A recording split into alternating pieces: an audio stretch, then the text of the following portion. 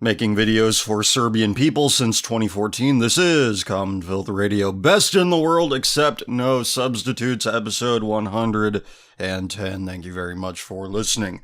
Over on commonfilthradio.bandcamp.com, I got a new episode of Common Filth Extra for you, with Common Filth Extra episode 38. On this episode, I discuss the terrifying reasoning and value system of drug addicts. Unfiltered first-hand experience. It really is an epidemic of drug abuse, particularly heroin, growing in America. And we'll get to that a little bit later on this episode, but also on Common Filth Extra, we delve into the history of pornographic film and ridiculous university organizations dedicating to stopping bias. Well, we're all about bias here on Common Filth Radio. And also, drink of the day. Arizona iced tea, lemon flavored. No, I don't care how aesthetic green tea is. It's horrible. I have so many interesting things to talk about this week. I don't know where to start. So I will start here. This came from Roto World of all places, a fantasy football news site. And here I'll just read it. It says, asked about UC Berkeley, redshirt junior wide receiver Chad Hansen, Scout.com national recruiting analyst Greg Biggins said, "We blew it. I honestly think it's harder for a white wide receiver than it is a black quarterback to get recruited at a high level in this day and age," Biggins said. "Unless you have extreme skill set that jumps out." Hansen wasn't a 3 or 4-star recruit out of Moore Park High in Ventura, California. No, he was a no-star recruit with 0 major college offers. "I don't know how we missed him," said Biggins. "It was a bad evaluation on our part."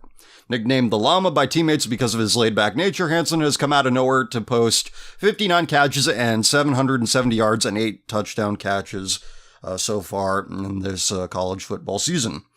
So, this is interesting that somebody would say it like this. Like, it's hard for a white wide receiver in American football to get offers. But the part about black quarterbacks is pretty ridiculous. You could flip around your channels on a Saturday, watch a college football game, chances are one of the teams will have a black quarterback.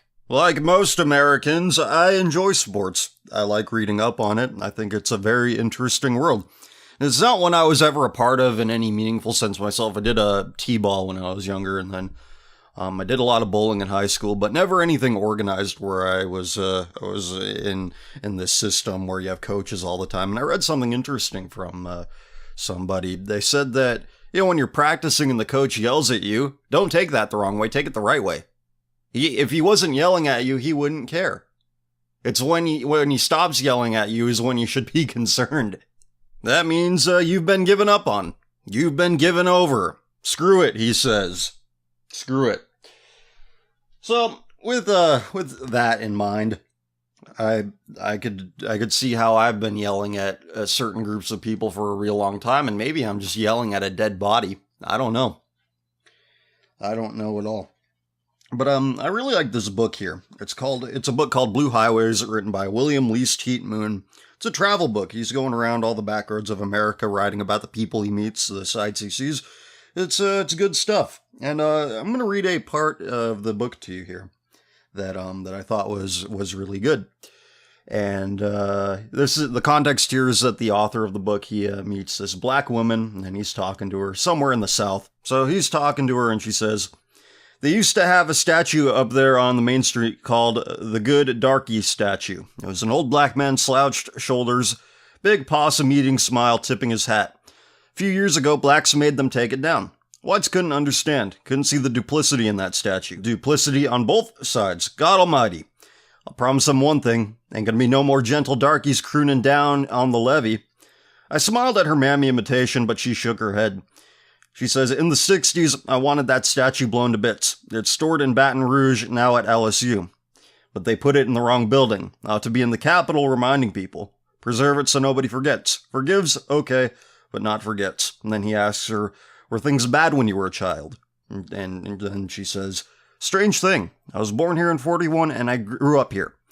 But I don't remember prejudice. My childhood was warm and happy, especially when I was reading. Maybe I was too young to see. I don't know. I go on about the town, but I love it. I put my time in the cities. New Orleans, Philly. Your worst Southern cracker is better than a Northern liberal when it comes to duplicity anyway. Because you know right off where the cracker crumbles. With a Northerner, you don't know until it counts, and that's when you get a job done on yourself. Now, I'm not a Southerner, I'm not a Northerner. I've lived out west my whole life, so I don't have much interaction with it because of how the geography in America is separated, and I don't have contact with Southerners or Northerners too much, firsthand experience, but I have noticed this, just by reading what they value, how they act.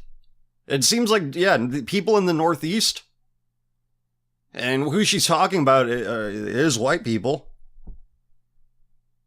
People in the Northeast, all their ethics are entirely situational. They don't believe in anything.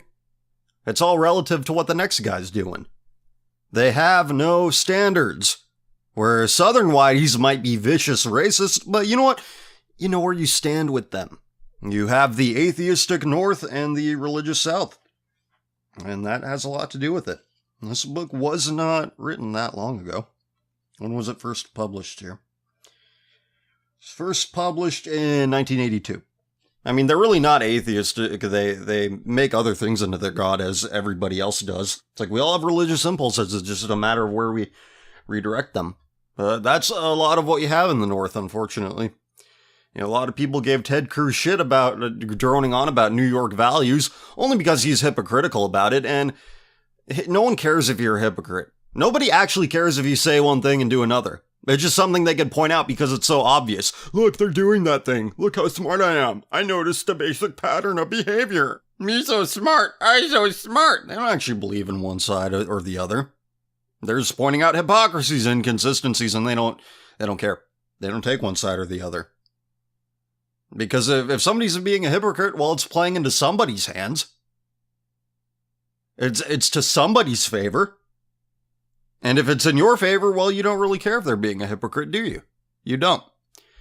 But we're just, everywhere you turn, whether it's a Northerner or a Southerner thing, and I've noticed this about Northerners, the thing I just read, whether it's a Northerner thing, Southerner thing, East, West, Middle, Midwest, whatever it is. Everywhere you look, we think death is a great thing. And death comes in many forms. People are already dead and you don't know it. You see a moving body, they're breathing, their eyes are still blinking, they're still talking, they're still doing things, but they're dead. For example, people who think abortion's a great thing, dead. They don't care about advancing the human species into the future. They don't care about accomplishing anything. They just want to be kept comfortable until they die. They want a palliative. This is a recurring theme in the show over the past few weeks. That's what it represents. That we like abortion so much as a people. That's just one example. You can't criticize a woman who's had an abortion or else you're some evil bigot. That's right. You cannot criticize a baby killer. You cannot criticize a transsexual on the basis of their transsexualism, on their cross-dressing, on their perversion. They're also dead. If they're a dude, they want to turn their cock inside out. They want a makeshift vagina. If they're a lady, they pump their bodies full of strange hormones. They cut off their tits so they can no longer nourish a child with their milk. And I don't care what kind of end around they can use to still feed them formula or still feed them mothers milk. I don't care. It's what it represents. It represents the death of the human species. Transsexualism, abortion, sodomy, all three of which make up our culture's holy trinity. That's what we consider beyond reproach. It's what we consider the best thing you could possibly be. A baby killer, a tranny, and a sodomite. All of which represent the death of the human species. All of which represent the death of the tribe they happen to infect.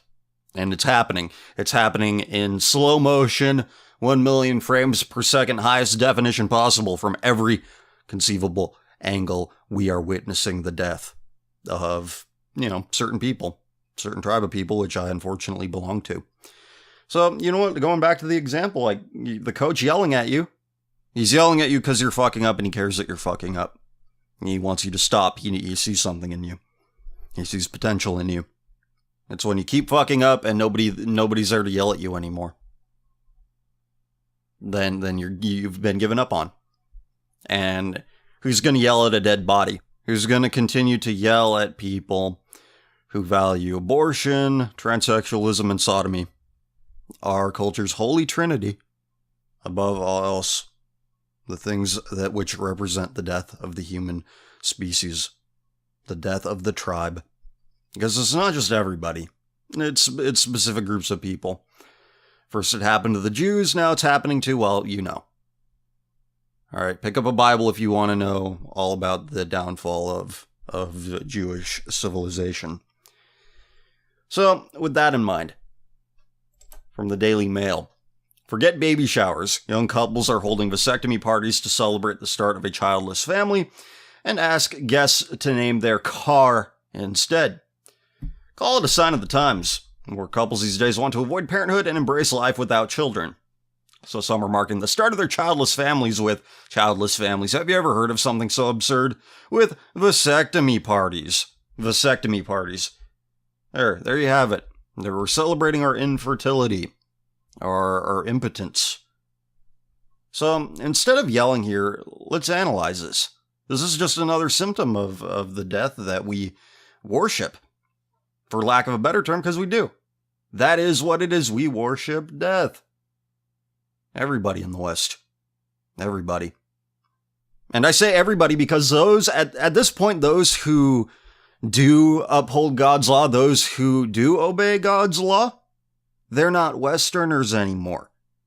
Alright, they don't belong to that. So instead of yelling at these reprobates, getting angry at them, let's dissect it. They're embracing their life with, they're just rotten.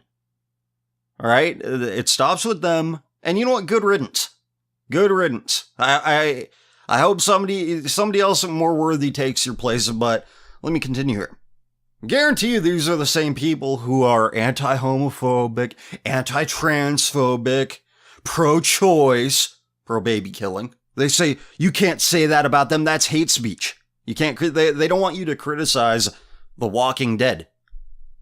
They don't want you to criticize them because they view it as kicking them while they're down. Enter don't judge morality. Don't judge me. Then quit engaging in behaviors worth judgment. Negative judgment. See, people actually care enough to pass judgment because they want you to stop fucking up. You need to have a real hatred of humanity to enable this kind of behavior. Whether it's transsexualism, whether it's turning your cock inside out, whether it's somebody's a sodomite, you don't want them to continue that behavior because it's destructive to the self and it's destructive to everybody around them. It's only the most hateful people who would allow people to continue this way. But you see people like this, they see solidarity with the sodomite because they have no fight left in them. They just want to be comfortable. They want a palliative until they die. They don't want to fight for anything. They don't want to live for anything because living is difficult to them. They, like the sodomite, like the transsexual, like the abortionist, like the baby killer. They're not just content to die on their own and just whatever. Expire and be forgotten. No, they don't have enough grace to do that. They want to bring everybody else down with them because they're not content in being alone in their death. They want people down there in the ditch with them. They want people in the morgue with them. They want to have banter and jokes and good times with people in the morgue. They wish to be unmolested in their self-destruction. And not just that, the destruction of everybody in their sphere of influence. They want to die, but they know that's the wrong choice. So they're not content in that choice. That's why, look everybody, we're having a vasectomy party. It's like, what kind of self-respecting man, he celebrates his own sterility? We don't have men anymore. That's my mistake for thinking that. They know that what they're doing is wrong, which is why they're pulling everybody else down with them that might be curious enough to look over the ledge. That's all homophobia and transphobia. That's all it's code for. You are anti-death. You want to prevent people from suffering the same fate as these reprobates. That's what homophobia and transphobia mean. Homophobes and transphobes, I don't care how Jewish they are, it's the correct way to be. Because you're preventing people from engaging in self-destructive behaviors. And you know what? It's not just destruction of the self. Again, here they are having a vasectomy party. How about this one? From Life News. British woman who had 5 abortions before 35. Timing wasn't right for a baby. Was the timing ever right for one? Good Lord. Stories like this one from the British publication The Mirror are guaranteed to drive our benighted opposition crazy. Not that they judge the decision of businesswomen. Yeah, businesswomen are my greatest accomplishment in business, killing 5 babies. Not that they judge the decision of businesswoman Trudy Perry to abort 5 babies. It's only does she have to splash it all over the tabloids. See, that's it. That's the only position that The Walking Dead take. You could do whatever you want. I just don't want to hear about it because it puts a mirror up to the product of their apathy. They don't want to see it. They don't want to hear about it because it shows their failure in every respect. And this apathy, this complete avoidance of any moral responsibility, I think is a defining feature of Generation X. Which is why Gen Xers and Millennials have this really sick relationship where Millennials just want a fucking hug box, alright? They don't want to hear any dissent, any bad feelings. They just want banter and funny memes, haha, and good times, nice pleasant conversation. No, they don't want friends. Friends set each other on the right path. They just want acquaintances, people to laugh at, ha ha ha. They want a buddy. Oh, hey, bro, let's go to the movies. Hey, bro, let's go to the gay nightclub. It's implicit white identity night. And Gen Xers, they'll pretend to make fun of all this shit, but they agree with it. They don't disagree with it, so effectively they do agree with it. Again, it's the complete avoidance of any moral responsibility. Gen Xers, I think, are far worse than boomers, to be honest with you. Because boomers, they seem to be very isolated. And they're, that like we were talking about on the show I was on a few weeks back. They're very different. They're a product of this experiment. So they're very unique, right? So how could they know what they're doing is wrong? Whereas Gen X, they don't have that luxury. They don't have that plausible deniability. They know what's wrong. They don't give a fuck. They don't want to agree with their parents. They don't want to agree with the sexual revolution. The deleterious consequences of that are obvious, but they don't care. They're just like, hey, cummies, cool. Casual sex, cool. Abortions on demand and without apology, cool. And they see the millennial hug box mentality, and you see this everywhere. Regardless of political stripe, regardless of what side of the political spectrum you are on, you see this. Nobody wants to hear anything negative about themselves. Nobody wants to take moral inventory. So in that respect, millennials are very much like their Gen X counterparts. Is that they have a complete inability to take moral responsibility. Gen Xers see that and they're like, yeah, whatever, cool. Yeah, sure, fine. They don't care. Because they too want to die. Which is why they all like Kurt Cobain so much. Because, who knows if he killed himself or not, but still, that's all he wanted. He wanted to die. He's on record as saying, I wish I was gay so I could screw with the homophobic jocks at my high school. Pacific Northwest, ladies and gentlemen. Northeast. There seems to be a common thread here.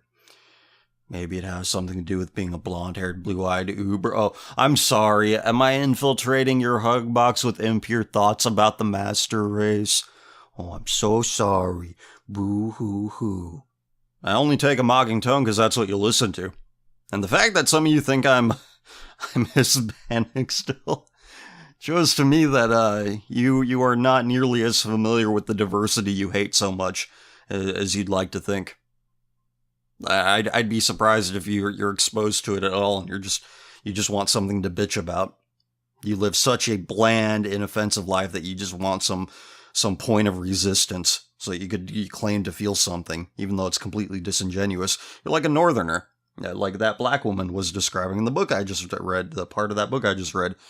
You don't know where you stand. You don't know what you want. You have no standards. So we don't know how that cracker is going to crumble. So, What else does it say? You can read Angela Carlos's story here about the British woman. The sun never sets on the British Empire. The British woman who had 5 abortions before 35. You'll be horrified and be able to comment probably better than I could, so this will be brief. In a nutshell, all these abortions came about, as part of the headline suggests, because timing wasn't right. Relationships came and went, babies came and went. Perry could never find the right guy at the right time. Yet she still kept getting knocked up. Since the moon and the stars never aligned just right, she had abortions at ages 15, 1, 19 with twins, so that's 3. 3 babies dead. 24, 4, 28, 5, and 32, 6. Babies ranged in ages from 12 weeks to 20 weeks. Each time, wrong man. Okay, they're wrong. Why are you laying with them? Free food. You look like it, you fat fuck. The reader is supposed to feel sorry for her. The reader is supposed to both feel sorry for her. She says, as I approach my 50th birthday, I can't help looking back on my life and the choices I made. You know, if you lived your life the right way, you wouldn't have to look back. You're like, oh, I know what's back there. I did all right. I did the best I could. And so you're supposed to both feel sorry for her and be impressed by the depth of her wisdom. She says, I learned you have to live with the choices you make. Isn't that like stripper wisdom? Like what that one video called stripper wisdom? Live, laugh, love. You have to learn to live with the choices you make. Unless you are one of her 5 unborn babies, that is. Yeah, no kidding. What else? Okay, so she's nearing her 50th birthday. What else? Oh yeah, I saw this on a Drudge Report. He said, oh, the Department of Defense is targeting gays. Oh my god. It's a rentboy.com CEO pleads guilty to promoting prostitution from finance.yahoo.com. So, first paragraph. All right, we know that this, like, it's the reverse pyramid thing. It's like you put the most important information at first, right? You put it at the top. That's a thing in journalism, if I'm not mistaken. It says, this is from the AP. The chief executive officer of a once popular male escort website pleaded guilty on Friday to promoting prostitution in a federal case that prompted accusations of anti-gay bias. That's right in the first paragraph there. First sentence. That's because that's one sentence. First paragraph, first sentence. Anti-gay. Oh my god, it's anti-gay. That's the most important thing. That's what the AP wants you to think. That's what's the most important. And you know what? The average person agrees. That's very important that we stop anti-gay bias. It's very important. Because they're all dead. That's why they like sodomites so much, because they're dead. Just like the sodomite. And the sodomite is better at death than anybody. Jeffrey Hearn admitted in federal court in Brooklyn that he broke the law by promoting the exchange of sexual conduct in return for a fee on his rentboy.com site. Under a plea deal, Hearn agreed not to appeal a sentence of 2 years or less in prison. His company also cannot appeal a penalty of $10 million or less. Sentencing guidelines call for a maximum sentence of 21 months. Oh no, you only get a year and like 9 months. Oh wow, that's so anti-gay. You get a slap on the wrist for prostitution and pimping. Boo-hoo, that's so anti-gay. The judge should be put in jail for judging him. Because as we all know, as educated human beings, homophobia is a crime, okay? Never you cishets mind the 13-year-old boys that I have in my basement. I have them locked up because I love them, and love is love, you bigot. The secular holy trinity. Baby killers, sodomites, and transsexuals. Again, I have my opinions about that, but regardless of that, put my opinions aside. It's the truth. Alright, next thing, because we have a lot to get to. This was sent to me by a loyal listener. This is from news.com.au. Mom Michelle Martins had sex with daughter Victoria's killer Fabian Gonzalez 20 minutes after girl's death. Michelle Martins. A heartless mom I like how they say it, mum. A heartless mom allegedly had sex 20 minutes after she watched her boyfriend and his cousin rape and dismember her daughter on her 10th birthday. KRQE reports that New Mexico, yeah, that's a source. Mom's the word. New Mexico mom Michelle Martins changed her story a few times before she confessed that she watched boyfriend Fabian Gonzalez and his cousin Jessica Kelly rape and dismember her daughter, Victoria. KTLA said Gonzalez and Martins had sex just 20 minutes after Victoria was killed. A coroner said Victoria had been dosed with meth, raped, strangled, stabbed, and dismembered. Martins also admitted that she had watched Gonzalez and Kelly rape her daughter at least 3 times prior to her death, and that she believed Gonzalez was abusing her for a month while she was at work. Martins allegedly told police she used the website Plenty of Fish to find men to have sex with her daughter because she liked to watch.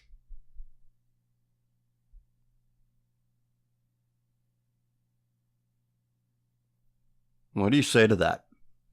What could you possibly say in response to a piece of information like that? I don't know. But let me put it into this context for you. A lot of far-right fedora types who make a god out of their own genetic circumstances like to blame the church for dysgenic practices.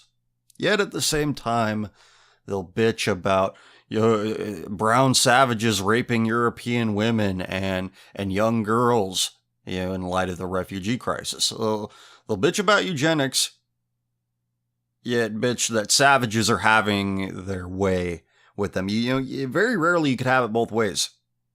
It's either docile or insane, crazy people. You either have docile, nice, polite people or insane, crazy people who invade, rape, pillage. And women are attracted to insane, crazy, raping and pillaging kind of men. Here's proof. A woman who had sex with her daughter's killer right after the deed was done. You can't have it both ways. You want nice, polite people who do as they're told, don't commit any crimes. Crimes that are of actual consequence and not just bullshit crimes that Europe says are illegal. Things that Europe says are illegal, like hate speech and tweets and homophobia and whatever. You understand. This is the paradox of man's creation of civilization. You need polite, nice, go along to get along kind of people to maintain it. Yet how can you maintain it without violent ruffians who are capable of something like this, something as atrocious as this? And generally, you can't have it both ways. The pendulum is always swinging one way or another. All the savages are going to kill each other off. You're just going to be left with the berry picker class. The nice guys. And you know what? People are going to see that weakness, and then the pendulum will start to swing the other way, which is what we're having now. And the far-right fedora will blame the church for dysgenics. Dysgenic. You're dysgenic.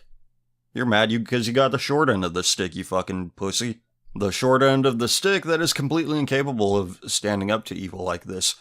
Let's go from New Mexico, a state in America, to the British Isles. I read that story from 2007 where, these social workers didn't report these 2 queers who were raping a bunch of foster kids because they were afraid of being accused of homophobia.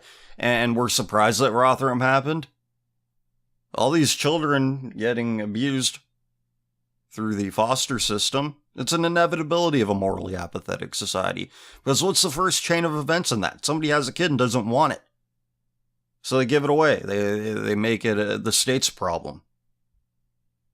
They make it the taxpayers' problem. And then the other events in that chain happen.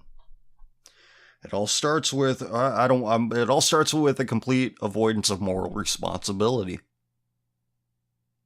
And everything after that is just an inevitability. Blame yourselves, you stupid fucking idiots. So we're going to read that part that completely shifted the tone of what we're doing here. Martins, the mother of this child who was brutally murdered, allegedly told police that she used the website Plenty of Fish to find men to have sex with her daughter because she liked to watch. I wrote this in my notes, just scribbled it. Not really, I typed it. It says, living vicariously through others, because this is something I'm thinking about here. This is because everybody likes to say the word cuck, cuck, cuck, cuck, cuck, cuck, like a bunch of birds. Cuck, cuckold. And the modern nomenclature means a dude that likes to watch his betrothed get fucked by other dudes. You can only live vicariously through that dude. And it seems to be a product of a certain genetic circumstance. Those of a certain genetic persuasion. One of the light-eyed, light-skinned persuasion. Why do you think sports are such an integral part of the culture in white societies, whereas in others it's just like it's a passive interest? There's a reason why athletes make so much money in America and in Europe. All right, the soccer players in Europe, in the top European leagues over there, they make obscene amounts of money. Obscene amounts of money. American football players here too. Baseball players and basketball players all make obscene amounts of money in America. It wouldn't happen if it didn't have such a pull on the culture. Didn't weigh so heavily on the culture's psyche. And a huge part of that is because we like to live vicariously through others. It's kind of sick, but that's just the way it is. Which is not to say everybody is like this, but it's a majority. All right, some people just like the spectacle of it. They like watching exceptional people do exceptional things. There's some value or interest to be had in that. Yeah. And it's not only sports. I think it manifests itself much more obviously in politics. Even though it's not as frequent, we don't notice it as much because presidential elections only happen every 4 years, but that's when it seems to be at its peak. That passions are so inflamed by politics, by how government behaves. Another product of living vicariously through other things. It's as if we don't have a life of our own to live. And here in this situation where this woman has sex with the dude that just killed her daughter, because and that she uses the website Plenty of Fish to find men to have sex with her daughter because she liked to watch. There you go. Living vicariously through others. She likes to watch. I mean, this is the ugliest example of that. But it shows you a very, very damaging part of our psyche and why it needs to be kept in check. It needs to be kept in check regardless of this. I write stuff down and then I find examples of it, or people send me examples of it, of this impulse to live vicariously through others gone completely mad. When it's mad to begin with. It's a wonder if we have any mind of our own, or if we even want a mind of our own. We just want to be like lemmings, or just drones, or human batteries, or we just want to be told what to do. It's like I'm on record as saying, like, this current United States presidential election has been like, it's been like a complete memory wipe of every American. It's like, do you not forget that there are serious problems that have very little to do with politics? And nobody cares. Everybody seems to have forgotten about it. Nobody even wants to listen. Nobody wants to listen to the idea that there might be problems that politics can't solve. Nobody wants to hear it. They just want to stay in their hug box. From the Public Health Watch subreddit, the title is r/the Donald feeds an attention whore and upvotes him over 2,000 times because he shoves things up his ass for fun. From r/the Donald, this is what it links to. I, a young gay male, denounce the current left. I am voting for Trump. As an ex, look how special I am. Give me attention. And another one from Public Health Watch. More fag idolatry in r/the Donald. It says, Yeah, here's a comment, here's a reply that a young gay male denounced the current left. Says a reply. I looked through your comments from a few days ago and realized how much the Trump-supporting community, needs people like you. I saw what you were going through and how you are so open about it. You are so much stronger than you think, and there will always be people here to support you whenever you're feeling down. I look up to you and feel as though you can truly help us all. We're all fighting for the same cause, to make America great again. As a blankety blank, I feel a bloobity blue. More fag idolatry from the Donald. / the Donald. I love this reply in the Public Health Watch subreddit. It says, "Yay, OMG guys, we have such great allies.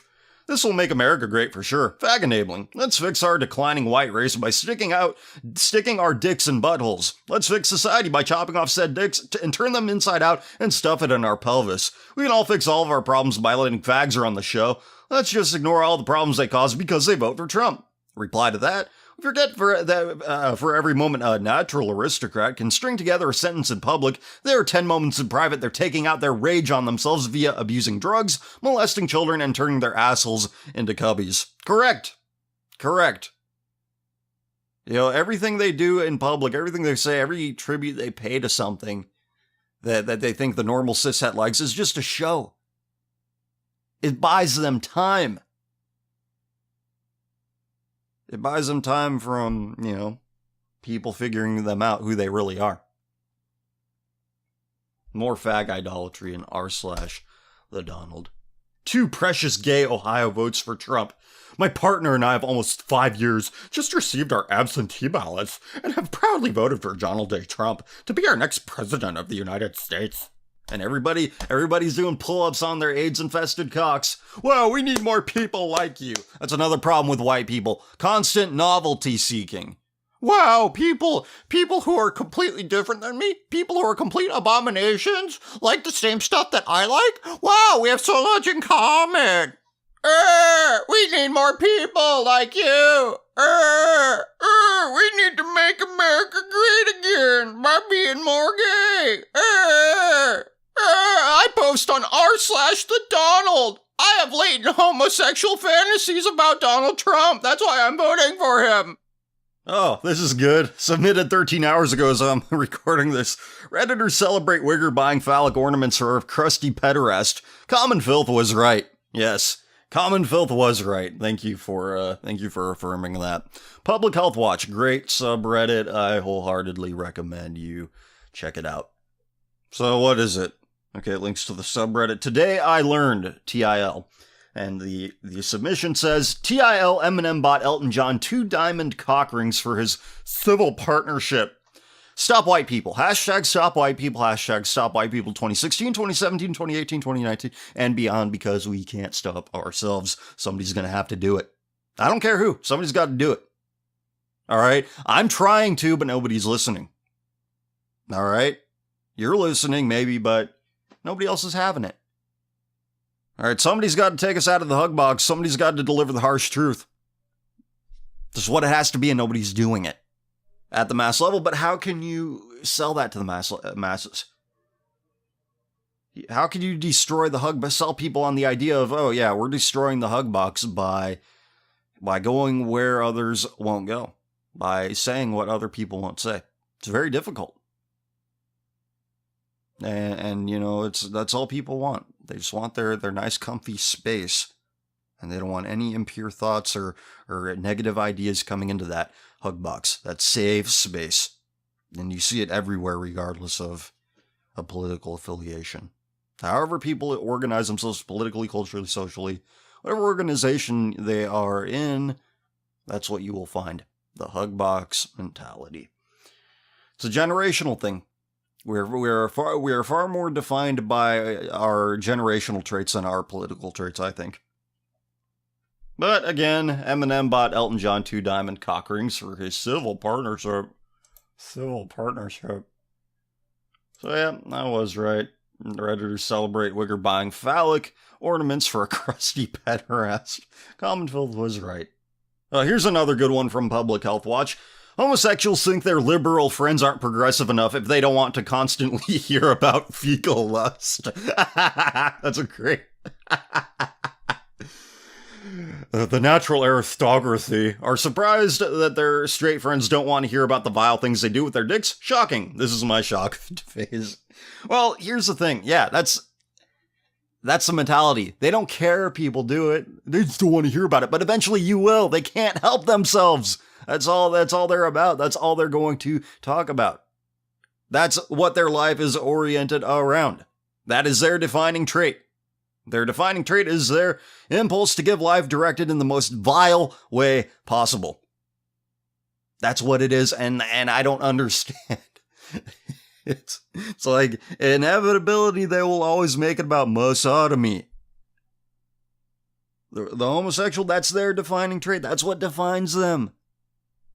That is their God. And you want to be friends with these people? White people want to make friends with these people. They go out of their way to make friends with these people.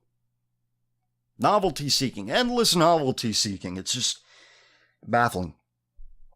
Why you want to be friends with somebody, why you would want to make nice with somebody who defines themselves in such a sick, abhorrent way. You can't reason. You can't come up with a good reason. There's no good reason to do it. But we do it over and over and over again. That's why we need to stop white people. Look, I'm trying to stop it. There's a small pocket of white people trying to stop white people, but you know what? I don't think there's enough of us to get the job done. I just don't. The numbers are not in our favor. So let's keep this in mind when God sends the refugees, when God sends the terrorists, when God sends the shooters. God likes to hoist us by our own petard. And he's not hesitant to do it.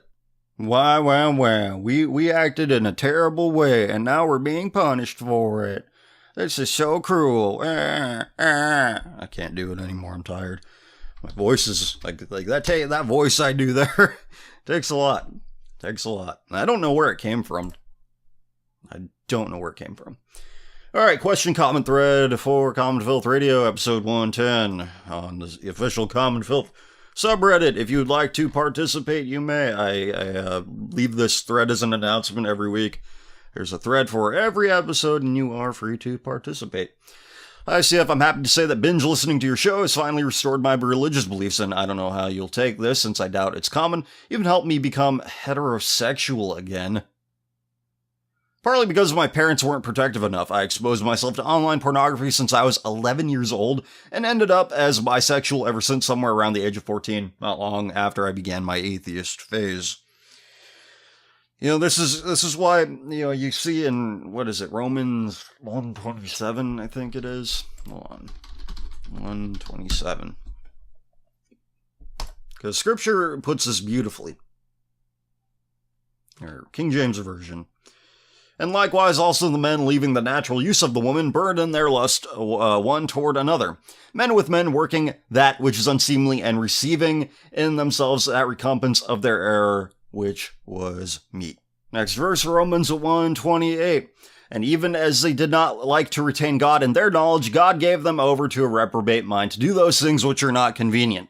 So there you have it. You were doing things of inconvenience. It's not like, you know, you need prodding. There needs to be one step after another of rationalization and mistakes in order for you to get to that point. Therefore, it's inconvenient. Whereas using a woman in her natural way, that's pretty convenient. Biology takes care of that. It's convenient. It's the opposite of inconvenient, which is what you were doing. Something that was inconvenient. Something that was artificial. Something that requires a lot of things in place in order for it to happen. It's not natural. It doesn't come naturally. Alright, natural things are usually pretty convenient. Using things as they are intended, pretty convenient. It wasn't until a couple years later I began learning more about the positive aspects of religion, became agnostic, and began feeling uncomfortable with just about everything I was sexually attracted to. It no longer felt morally acceptable to be attracted to the things that aroused me, but I thought I was beyond recovery. I would occasionally vow to stop viewing and think about the content, but I never successfully quit masturbating any more than a week. Pornography can truly be a dangerous addiction. Ever since I began listening to your show last summer at the age of 18, I eventually went from agnostic to Christian, and you made me view homosexuality even more negatively. You exposed me to me how homosexuality and sodomy as a whole is far more evil and dangerous than I thought. After listening to several episodes of your show per week, I couldn't view any kind of homosexual/sodomite pornography without feeling anything other than anger and disgust. Eventually, it didn't even arouse me anymore, for it became something I truly hated rather than a guilty pleasure. I feel kind of stupid that I needed a talk show to get me to quit being a faggot. Look, it wasn't the talk show, it was the facts. Alright? It wasn't me. Because I add how I think about things and how I feel about things to stretch it out, to make it mine. Alright? Alright, that's what separates me from the rest. That's what I say. But the facts are the facts, regardless of what I say about them. Regardless of how they make me feel, what I think about them, the facts are the facts. And the fact of sodomitic activity, the process of all of that is hideous. And there can be no doubt about that, given the facts. Eventually, it didn't even arouse me anymore. Okay, I already read that part. That's not to say I'm completely fine now, for you've taught me that saying, well, at least I don't like cock anymore, isn't good enough. I shouldn't be viewing any kind of pornography in the first place. There's no excuse for me to disobey the word of God. I still have more to recover from, and I'll continue to listen to your show to coach the demon out of me. I can't thank you enough, CF. Well, look, every time I get a message like this, I say, give all the credit to God. All right? Look, I get it that this was kind of the catalyst of the show, set you on this path. I understand that, but there had to have been that impulse within you, put there by God to do right. That's where it all started. And it could have been anything that brought that instinct out of you, that compass, that restoration of your moral compass. It could have been anything. All right, it's very flattering to hear that it was me, but it could have been anything. So give all the glory to God. I'm glad to have you as a listener. Glad you're getting something out of the show. And good luck the rest of the way. Keep doing right. Allah Akbar, motherfucker. CF, a quick question. If you're on a raft with room enough for one more, and you find both Gavin McAssplug and Dickie implicitly white Spencer drowning in a river, what type of meat would you put on your tacos for lunch? Chorizo. I'd put chorizo on my tacos. I mean, I'd wash it down with some Jamaica. Viva la raza. Yeah. It's like people think, like, what kind of shit is he talking about here? How does he know about all that? It's like, you live in California? It's like, you walk and you'll trip over a Mexican restaurant. Yeah. Does anybody else like Jamaicas? That should be the drink of the day next week. That stuff is good. Am I saying that right? Jamaica. Oh, God.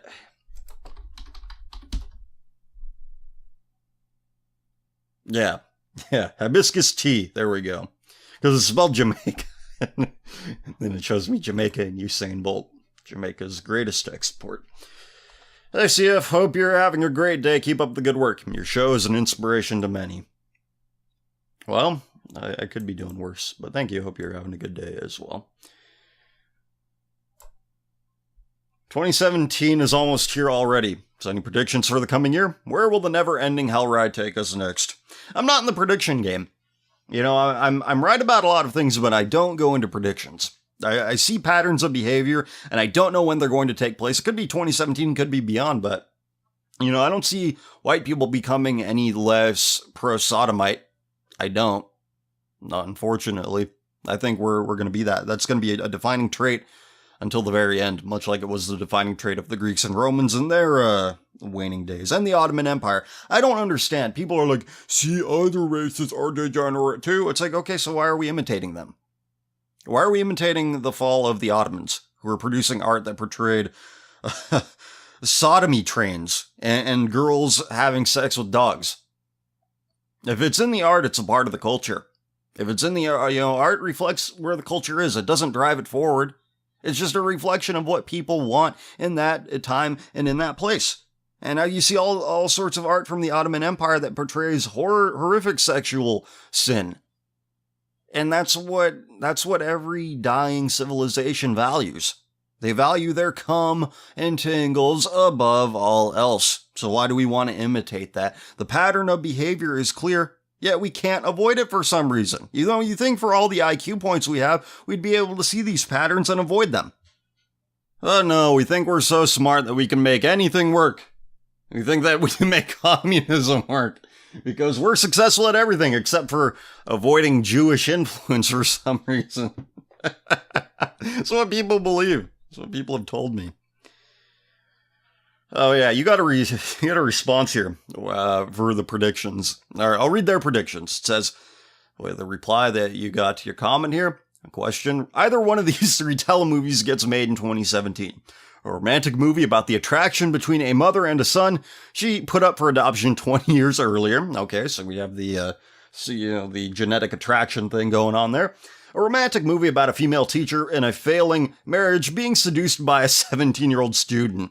She was lonely. She was in a neglectful relationship, and that's why she did what she did. A comedy movie about a woman getting the best of single and married life by forcing her pathetic husband into an open relationship. And in 2018, we'll get a movie about a dog boyfriend. Once women have given consent through emotional group sympathy with the main character of a movie, taboos get broken down so easily. Well, that's just everybody, to be honest with you. It's not just women. Think about all the pro-sodomite movies we got in the 2000s. We got Brokeback Mountain, we got Milk. That was it. We're conditioned so easily. This is why we say the merchant sells the goyim buy. That's what happens. And they wouldn't buy it if they didn't want it. They just wanted an excuse to want it. Look, it's legitimate now. Love is love. Alright, next. Guten Tag, Herr Schmutz. TLDR cartoons are turning your little brother into a cat fucker. Oh god. The counterpart to white girls fuck dogs is white boys fuck cats. All the Catgirl anime girls wearing cat ears and cat filters and sexy kitty fetishes are warping the way people instinctively perceive explicitly animal features when paired with attractive female features. I'm not clicking on that link. Seems the best way to get people to accept a deviant fetish is in incremental steps of progressive transformation. See furry chart. Well, yeah. It's like how I say that irony is tomorrow's sincerity. I mean, and I further explain this by saying, like, you know, you can use irony in an effective way. You know, if your irony actually has a target. You know, it's like these people are like, oh, I'm such a fag. Oh, well, they're that. They're not being ironic. They're just making fun of themselves so that nobody else does it first. All right, they're softening that blow to introduce the idea to everybody else, right? And that's how it happens. People are like, oh, look at this silly thing I do. Isn't it silly? Haha, look how much fun I'm making with myself. And then people are like, oh, yeah, you're making fun of yourself. That means it's cool. And then it becomes normalized from there. So it's us that's doing it. All right.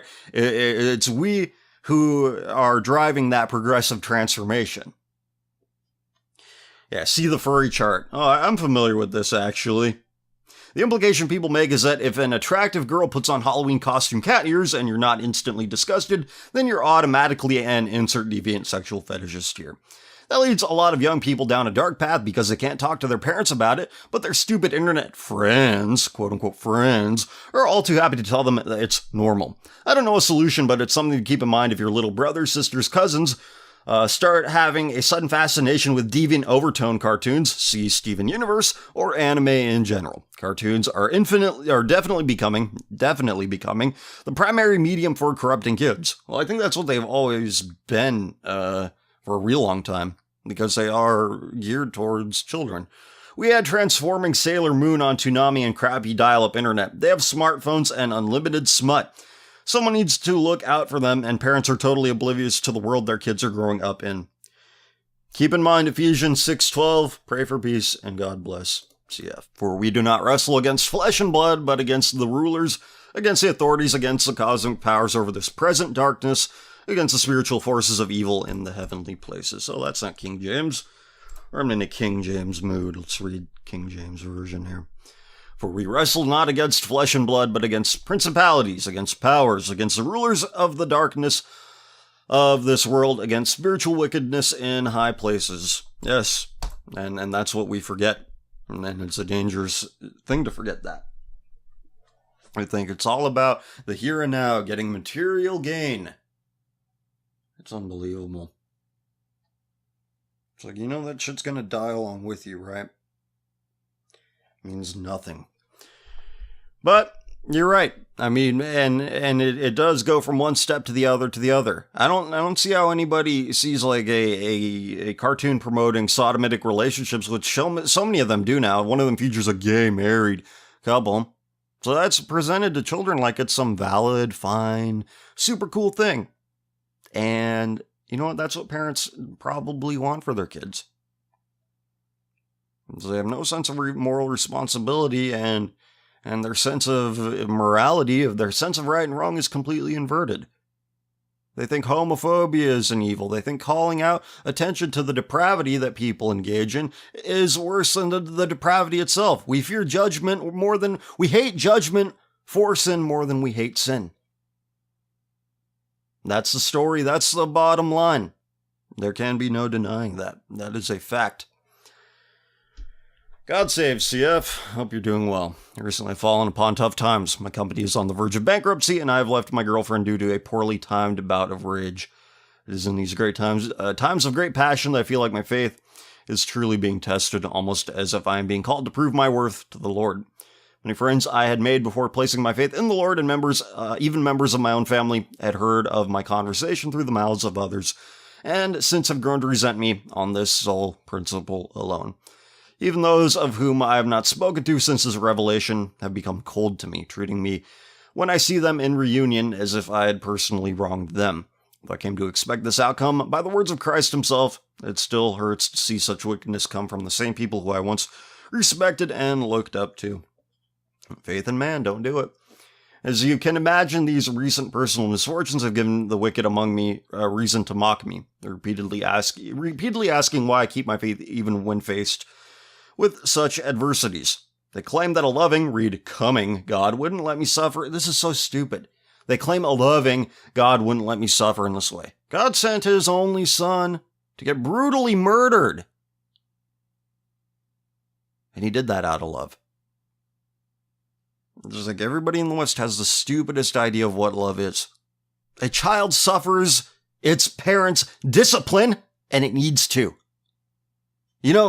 Humans are backwards creatures, right?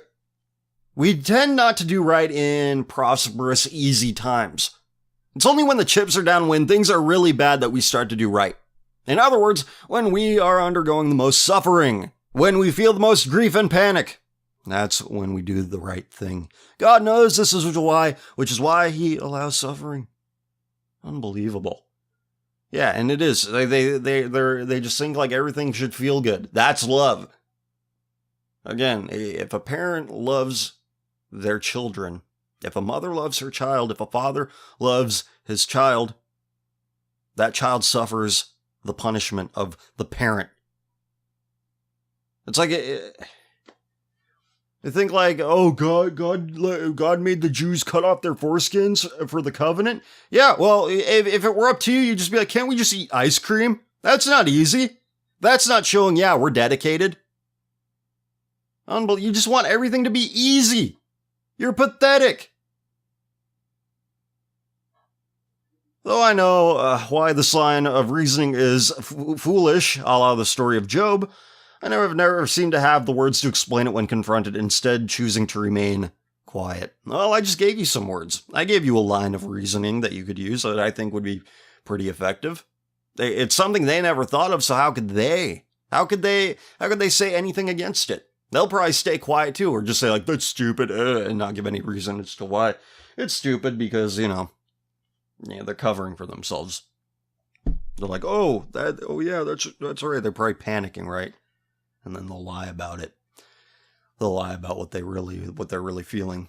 One particularly long workday had finally come to a close, and I retired from my work in the very crack of the dawn, having worked well over 20 hours straight. Feeling despaired, I turned to the Lord in prayer and began reading from the book of Psalms.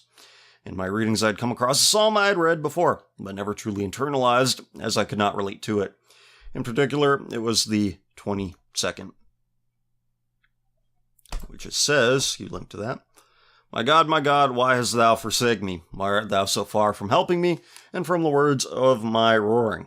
Oh my God, I cry in the daytime, but thou hearest not, and in the night season, and am not silent. But thou art holy, O thou that inhabitest the praises of Israel. Our fathers trusted in thee, they trusted, and thou didst deliver them. They cried unto thee, and were delivered. They trusted in thee, and were not confounded. But I am a worm, and no man, a reproach of men, and despised of the people. All they that see me laugh at me to scorn. They shoot out the lip, they shake the head, saying, He trusted on the Lord that he would deliver him. Let him deliver him, seeing he delighted in him. But thou art he that took me out of the womb. Thou didst make me hope when I was upon my mother's breasts. Thou was cast upon thee from the womb. Thou art my God from my mother's belly. Be not far from me, for trouble is near, for there is none to help. Well, if you want to read the rest of this, this I could see how it applies to you. It was as soon as I had finished reading the 6th verse, I could feel my eyes becoming filled with tears. We'll go back to that. But I am a worm and no man, a reproach of men, and despised of the people. I could feel my eyes becoming filled with tears, and going on, I began to outwardly weep. It was as if the Lord had read my mind and transcribed it onto the parchment before me. I was filled with such rich feelings that I did not and cannot understand them even upon deep retrospection.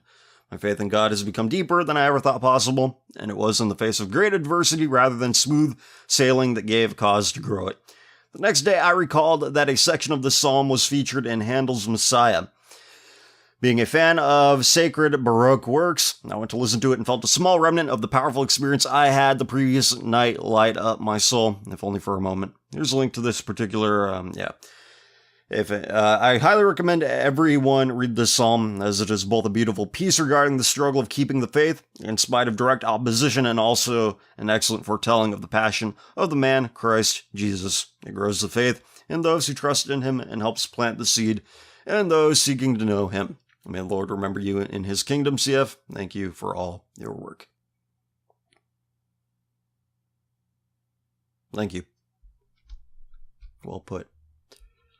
Hello, Mr. Common Filth. I've been listening to CF Radio for quite some time now, and I decided to ask for advice for the first time.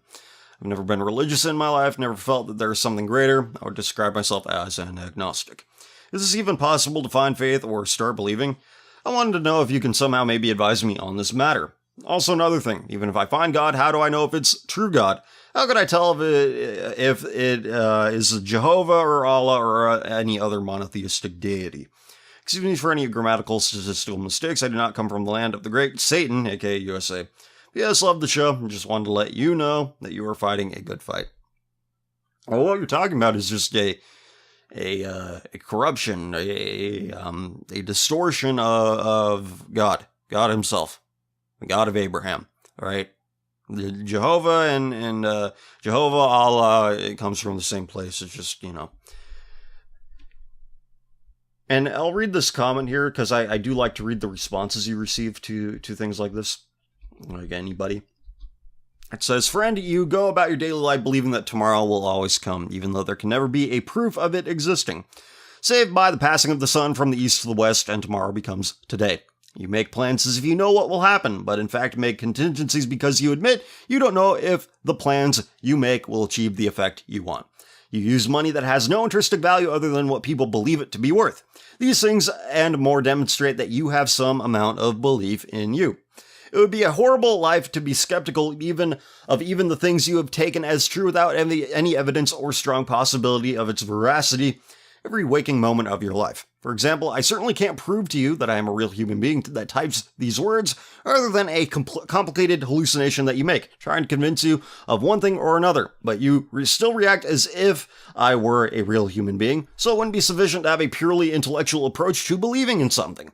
It's like when you use your phone to call someone. You don't always tell yourself that what you're speaking to is a piece of plastic relaying electricity and sound waves, and instead take for granted that you are speaking with a human being through the instrument.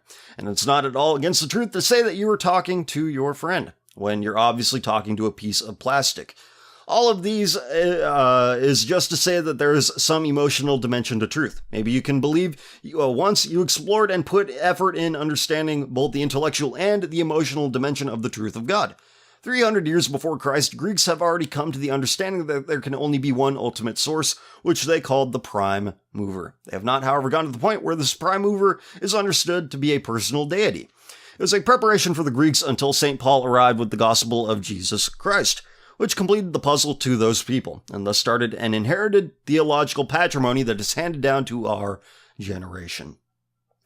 You have to see the differences between Jehovah, Allah, Ahura Mazda, based on the people who subscribe to the religion which worships that God and their claims. That's true, yeah, you will know a tree by its fruit, after all. The Christians believe that there is a triune God, one God but three persons, while the Jews and the Muslims deny this for various reasons. Seek out the truth, but know that Jesus Christ proclaimed himself to be the truth, the way, and the life. See if his claims check out. What makes Christ different is that he proclaimed himself divine and performed miracles as a way to help people believe in him, as was attested in 4 different accounts of his life, works, and teachings. The central thing about this man is his passion, death, and resurrection. Without these, the Christian claims would fall apart. The rest would be explained in 2,000 years worth of commentary, debates, and these things can help you reach some coherence in where you are, like a roadmap, so to speak. Fantastic, A+ response there, but there's one part I want to key on. You go about your daily life believing that tomorrow will always come. You have faith in something, right? Then this is what you might have faith in. You might place your faith in man, some form of man, man's creation, whatever it is. You may place your faith in the sun. Well, you know what? The sun is going to blow up someday. Think about that. The sun will blow up someday. Maybe Earth freezes over. Who knows what'll happen? You don't know what'll happen. You don't know. You are betrayed by man, and you say, how could God allow this? God made man. Well, you know what? And this is an argument I've seen very recently. And people should really know better than this. It's like, oh, you shouldn't place your faith in man, yet God made man. Well, how could you put your faith in God if God made man? Look, you don't put your faith in worms. You don't put your faith in trees. They exist. They do their job. God put them there. So there's something different about man. Man, you seem to hold him to a higher standard because God holds man to a higher standard. He doesn't hold man to the standard of a worm or a tree. So that must mean that man has greater potential, has a higher purpose. And when he falls of that great potential, we feel disappointment as God feels disappointment because we know that man is held to a greater standard.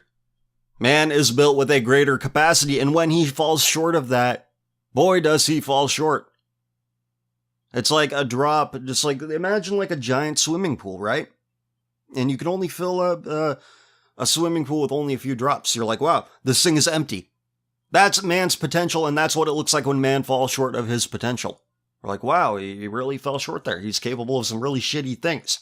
He's also capable of greatness. Now, who could bestow these standards, if not for a prime mover, an ultimate source? And that is why through man, our faith is compromised. Because we see man falling short, we think, how could these atrocities occur at the hands of man? How could a loving God allow this?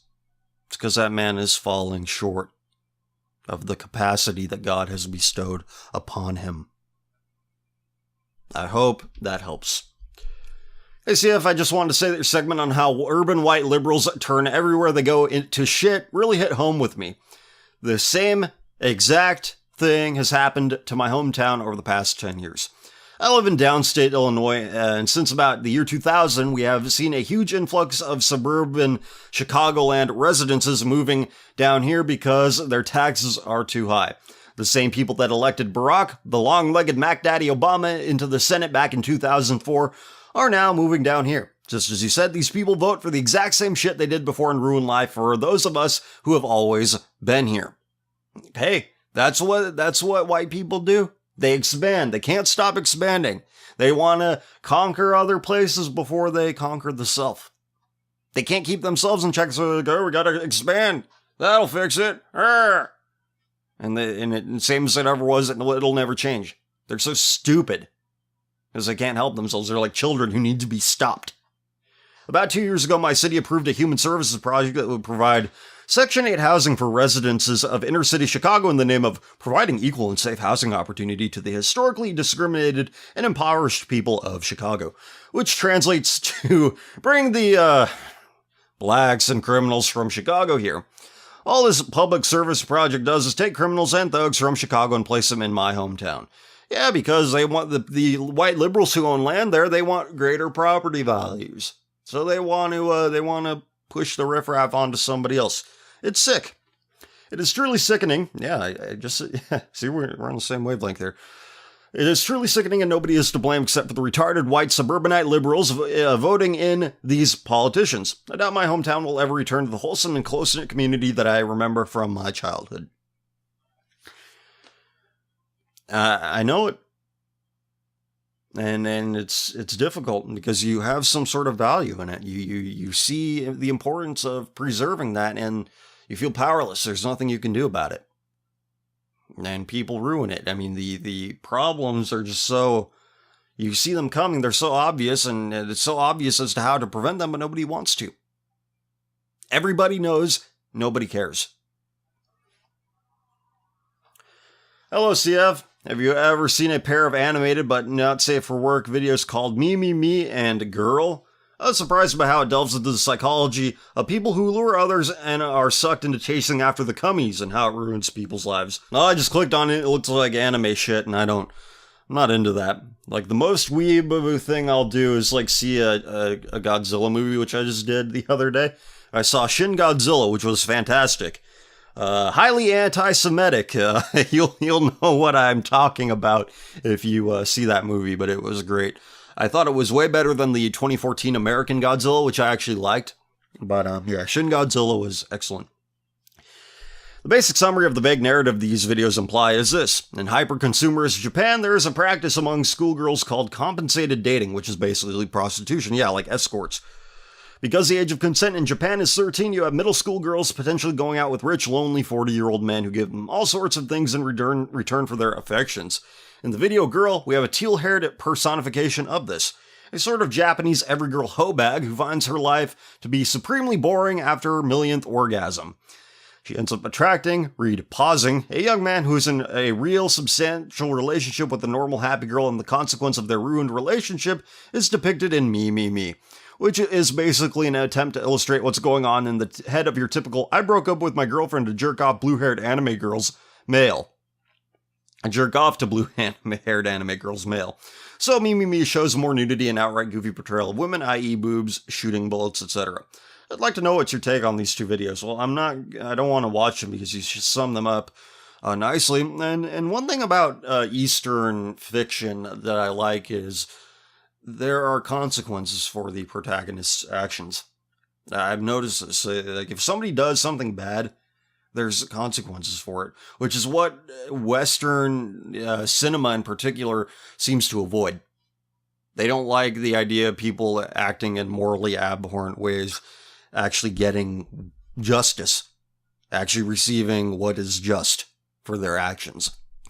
So yeah, in the West, we don't like consequences, and I see in the East, they're not afraid to delve into that. They're not afraid to show what happens when you do wrong.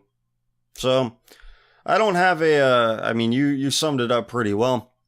But yeah, Japan is a hyper-materialist culture, and you see the product of that there. It's like, yeah, you have these 40-year-old guys, they're rich, they have money, but what good does it do them? They're still lusting after 13-year-old girls who are not complete people yet. And they're taking advantage of them and derailing their lives very significantly, and they don't see it that way. And there's like, oh, all that matters is money. Materialism is a very dangerous thing, and I don't know why we're emulating that here in the West. I don't know why. Hey, CF, noticing a lot more thank you, CF, you're my hero type comments lately. Got nothing against folks who want to express their gratitude, but I can't help but feel it's a bit misplaced. I'd hope you'd agree that if these individuals have truly been moved closer to God through your words, that they would give him their thanks instead of you. After all, do you constantly thank your local pastor every day for the work they do? No. They have found contentment in their servitude under the Lord and have no need for worldly remarks. What I'm getting at is, definitely give thanks in passing, but avoid placing undue credit on those in his domain. Not trying to steal your thunder or anything, CF, but you can surely see where I'm coming from. Anyway, stay in good spirits, CF. The immortal angler never rests, so neither shall I. Well, I won't either. But I always say that, like, give the glory to God. It's like, I know I'm here, I'm saying these words that spurred something, but again, you have to have something inside of you put there by God in order to have an openness to the truth. So that's why I always say, give it to God. You don't have to tell me that.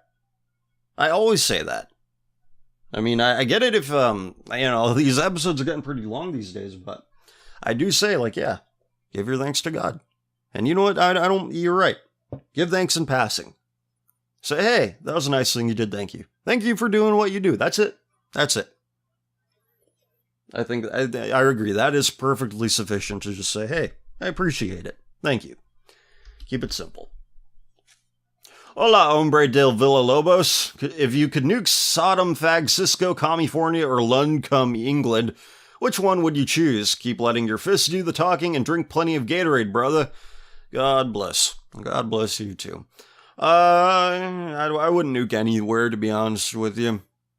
I think dropping a nuke is... I think nukes are kind of overrated, to be honest with you. I'll just say that. But yeah, no nukes. It's not good for the earth. Neither is AIDS, but that kind of takes care of itself, and normal people don't have to worry about that. It's only a worry if I have to pay for the treatments, which we all eventually will. Yeah, socialize the cost of everything. Yeah, that's socialism for you. I don't want to take responsibility, you deal with it. Okay. Privatize gains, socialize losses. Socialize costs. Evil. Pure evil. That kind of system. ACF finally got to watch 109 after a busy week. I'm glad my thing about the dad-son ho threesome gave you a nice little keckle. Anyway, this is a less depressing thing I have to speak about this week. You frequently talk about the love equals love and love equals cum problem we have today, which makes me think about how there used to be many words for different kinds of love back in Christ's time. Greek and Aramaic words were very good languages for expressing deeper meanings than what white languages often can.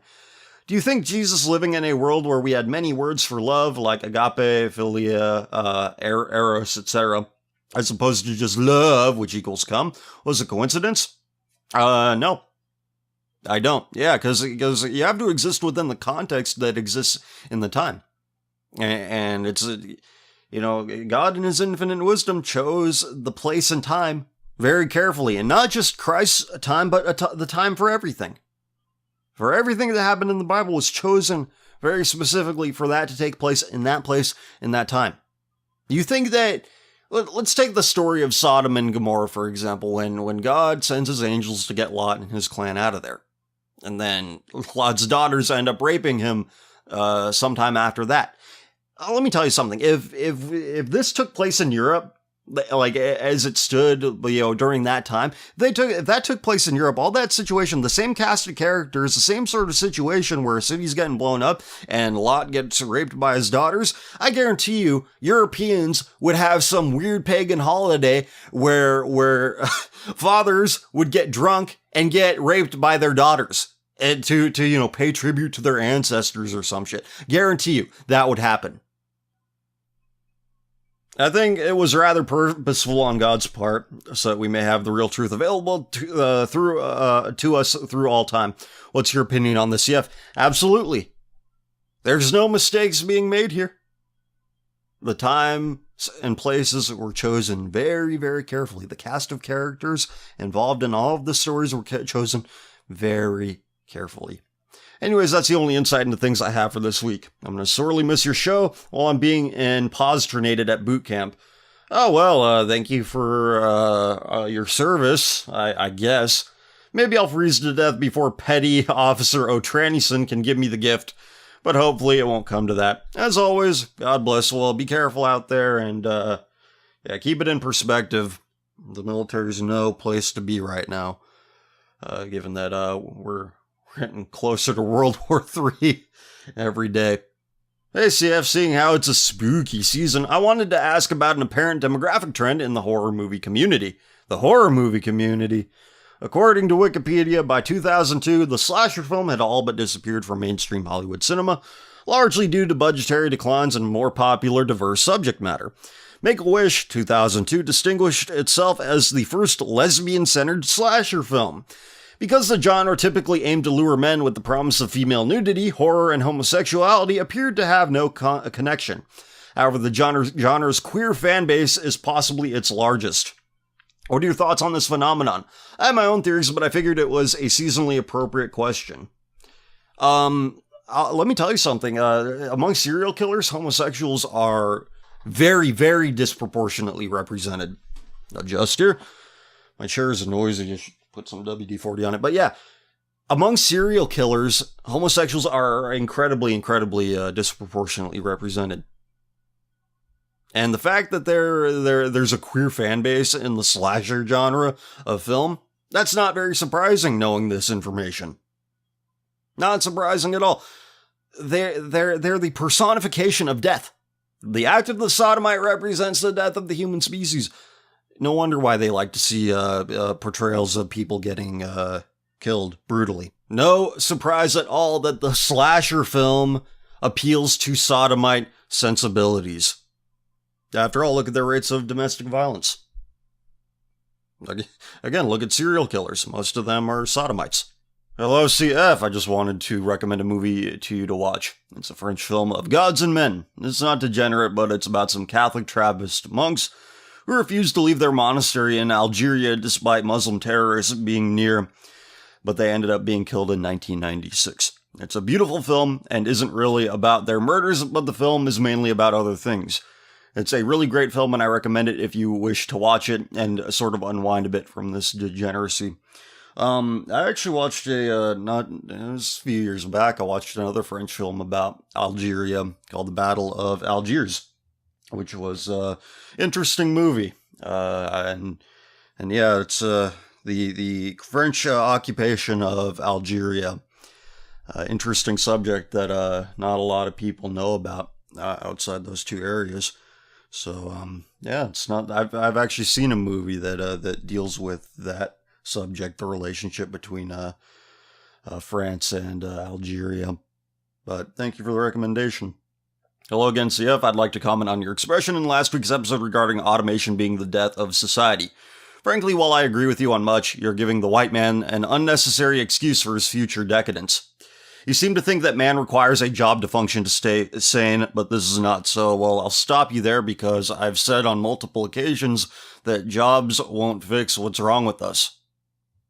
There is the Catholic view that man can be perfected through work, and there's a bit of truth to that. God put man on earth to serve, to labor. So man cannot be perfected in whole through work, but he can become better. All right, and that doesn't require official employment. A man, if he's not employed, can still do things with his time. He could still labor. He could still produce something. He doesn't need permission to work on his own. He can do something with himself. He doesn't need a corporation's permission. He doesn't need a middleman to facilitate that work. For a great part of our history, the aristocrats viewed labor as low class and unfitting for the superior man. And indeed, these men, along with the occasional women who served by serfs and slaves as they were, had no need whatsoever to personally do anything, were still able to exert themselves without any concrete rationale but love of excellence, piety, and virtue. The earliest writer known to us by name is Enheduanna, a princess of the Akkadian Empire, who was a renowned poet and theologian of her era, a pagan one, but then she lived in the 23rd century BC. As late as the 20th century, wealthy-born aristocrats like the Lord Dunsany were creating literature still studied at universities to this day. A similar case was provided by the medieval monks who received almost mandatory indulgence payments and tithes, but still made astounding contributions to literature, science, and theology. H.P. Lovecraft might have been mistaken when he thought Roosevelt's New Deal welfare programs would turn the entire population of America into likewise aristocrats. Well, we think that. We should be the aristocracy. We really do. It turned us into that. It gave us that mindset. If it wasn't the New Deal directly, that's what we're dealing with now. But this is only because modernity has abandoned virtue ethics for the ethics of utilitarianism, which is to say, valuing a pleasure above all other goods. Yeah, in other words, come is come. Come, dude. I mentioned before in a previous comment the fallacy of protocol governance, the idea that any particular social structure or norm is the cause of human action rather than the result of it, which turns anything from the Constitution to white people to capitalism into what I call political technologies. And thinking an abundance of free time being used on sybaritism is the fault of the free time rather than the judgment of the men who use it is. With all respect to you turning work into a political technology, I don't believe that humanity can build a perfect society. Sloth was a sin in pre-scarcity societies, and I can't imagine it will decrease frequency in a post-scarcity one. But our degeneracy from lack of employment is not inevitable. It is a consequence of a society which values labor as a means to pleasure, rather than labor as an expression of arete. Arete is a moral virtue of our Greek ancestors, meaning the act of living up to one's full potential. The man or woman of arete is a person of the highest effectiveness. They use all their faculties, strength, bravery, and wit to achieve real results. Anything from athletics to philosophy to music to rhetoric could be used as an expression, or could be an expression of arete, of your maximum human potential. And it was a moral and divine duty that you strive for this perfection. I quote this definition because no one knows this word anymore. And no one knows it anymore because no one values it anymore. The only thing we take from the classical Greeks is their love of pederasty. That is the problem. Well, we was Greeks and Romans and shit, having man-boy love. After all, if you listen to the current manifestation of the right-wing intelligentsia, that's what they think. They think like, oh, you believe this crazy thing? Well, that's cool. As long as you're white, that's their value. But look, I completely agree with you. You know, we don't need jobs to function. We need labor, sure. But you don't need official, documented employment in order for that to happen. And that is a weakness among our kind. We need permission to do everything. We need to do everything by the book, the right way through the system. And it's ridiculous. You don't need permission. Take it. Grant your own permission to do labor, you lazy pieces of shit. Greetings from Denmark, Common Filth. I think there are about 4 of us Danes among your flock at present. I hope you will allow me to prod your brain about a subject which I feel you're overlooking, that topic being genetic determinism. Now, I don't proclaim that genetics are everything, but studies have shown that education only provides about a 5-point potential increase in IQ, and that race, and by extension genetics, is the biggest predictor for IQ, above socioeconomic status, culture, and whatnot. But I'm not here to talk about racial differences. We've all become more or less familiar with the truth of that matter. That's part of why we're here. What I want to talk about in relation to genetic determinism is the caliber of your average 100 IQ. I've heard you say 105 IQ a lot, but that's Asians, white person, yeah. And I've said that on purpose. And you know what? You're the first person to point that out. Which goes to show you how dangerously prideful your average race idolater is. You know, they've heard it all before. I make fun of the high 105 IQ, blonde hair, blue eye, Aryan Ubermensch. Yet none of them say, oh, actually 105 IQ's Asian. I've known that this whole time, and you're the first person to call me out on it. Which just goes to show you that they will lie to themselves. They'll be like, yeah, 105 IQ, sure. That sounds good. They won't say like, oh, actually the average white IQ is lower.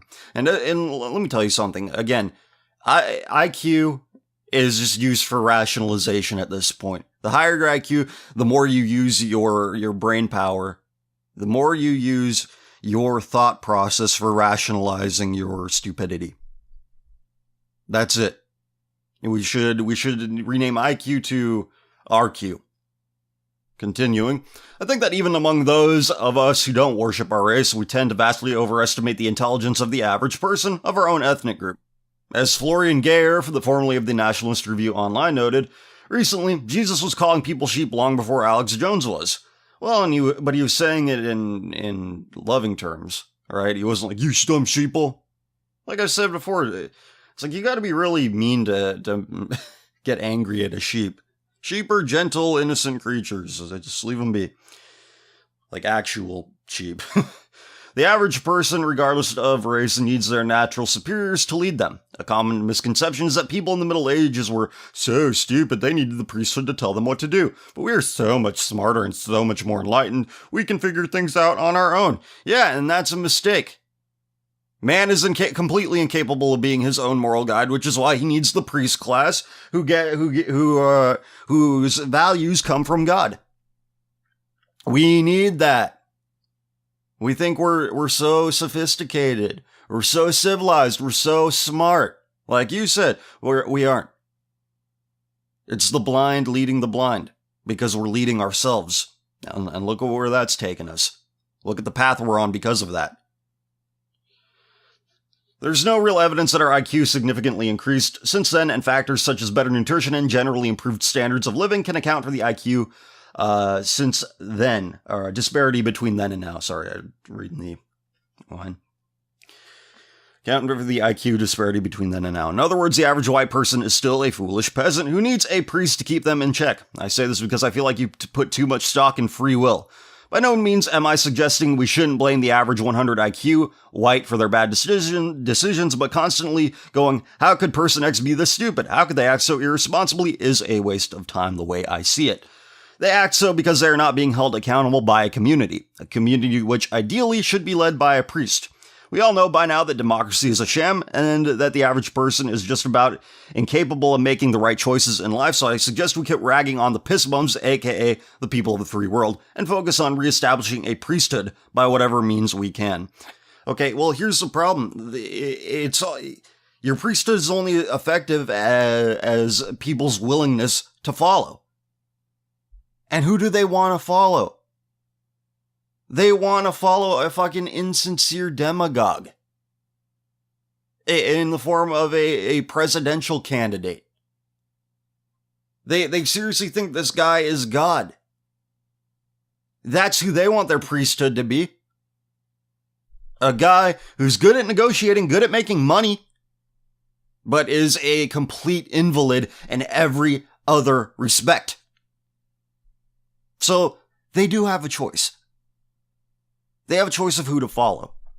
They have a choice to instill within themselves the humility that admitting to yourself, oh, I don't know what I'm doing, requires.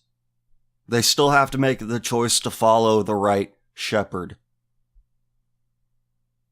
You cannot force them into that decision. Because if you do, they'll just rebel against it in the end. Continuing. If we can't shame people into acting right, it's over. Bye-bye.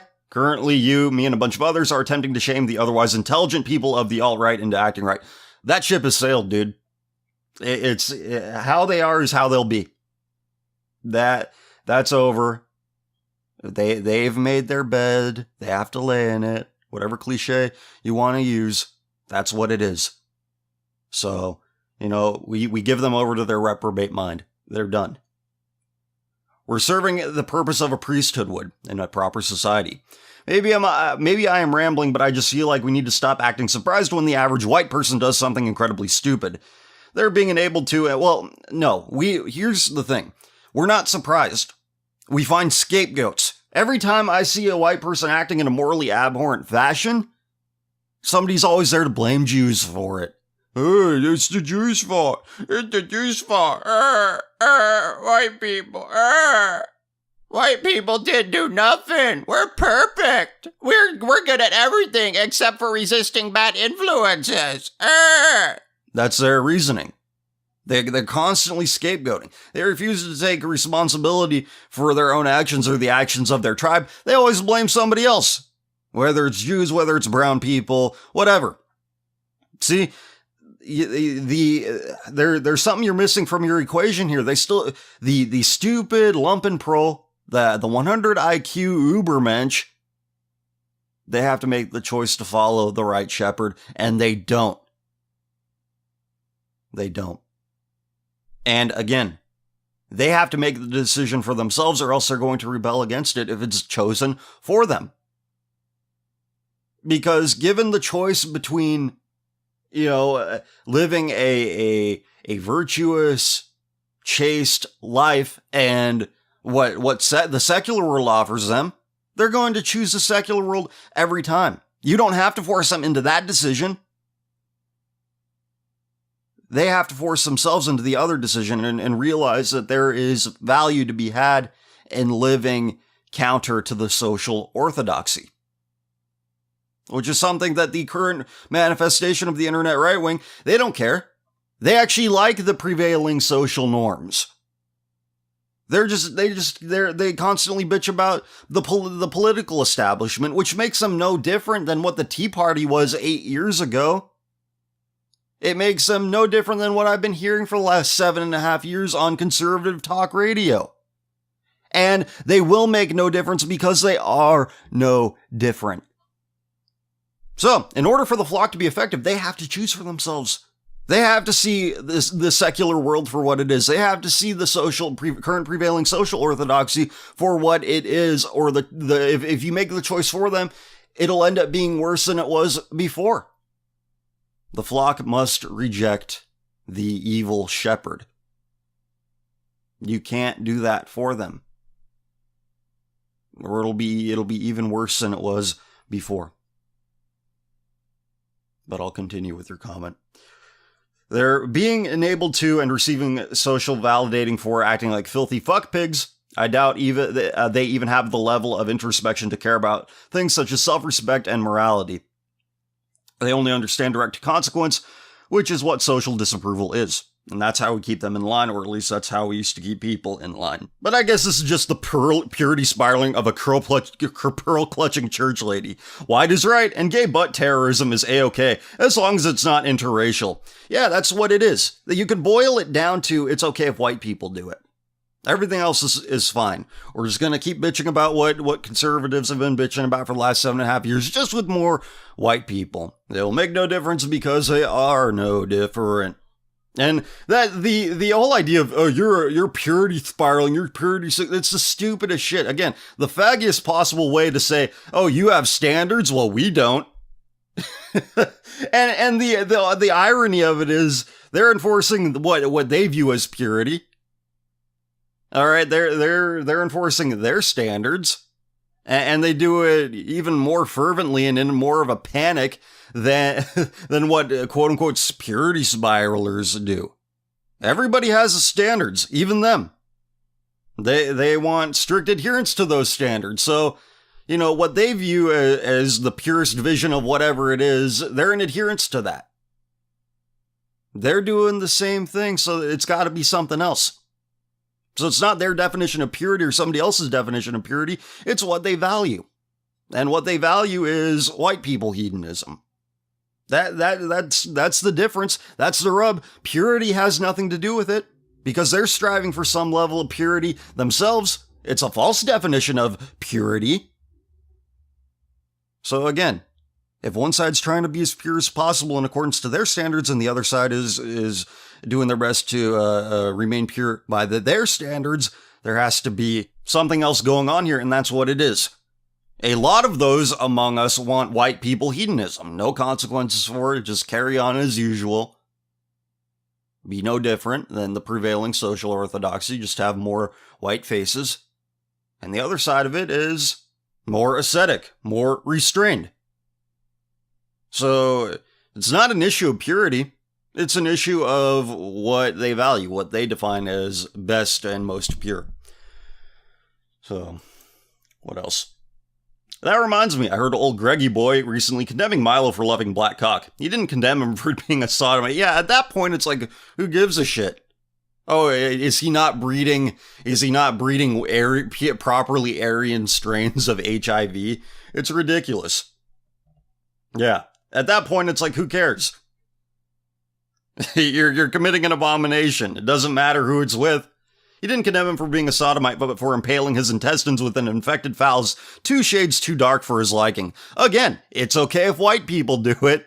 What a great guy. Sorry for rambling a bit. Just thought you slightly overestimate the free will, or agency as the alt lifestyle calls it, of the average whitey and rail a bit too hard against people who'd give you a blank stare if you actually tried to explain any of this to them. Well, I don't explain it to them. I explain it to those who click my links. I'm perfectly aware that most people don't quite understand what I'm talking about as it relates to them. I understand that, which is why, again, they have to choose to come here. And again, you say I'm overestimating the free will, but that's what it has to be. They have to make the choice to either reject the social orthodoxy or conform to it.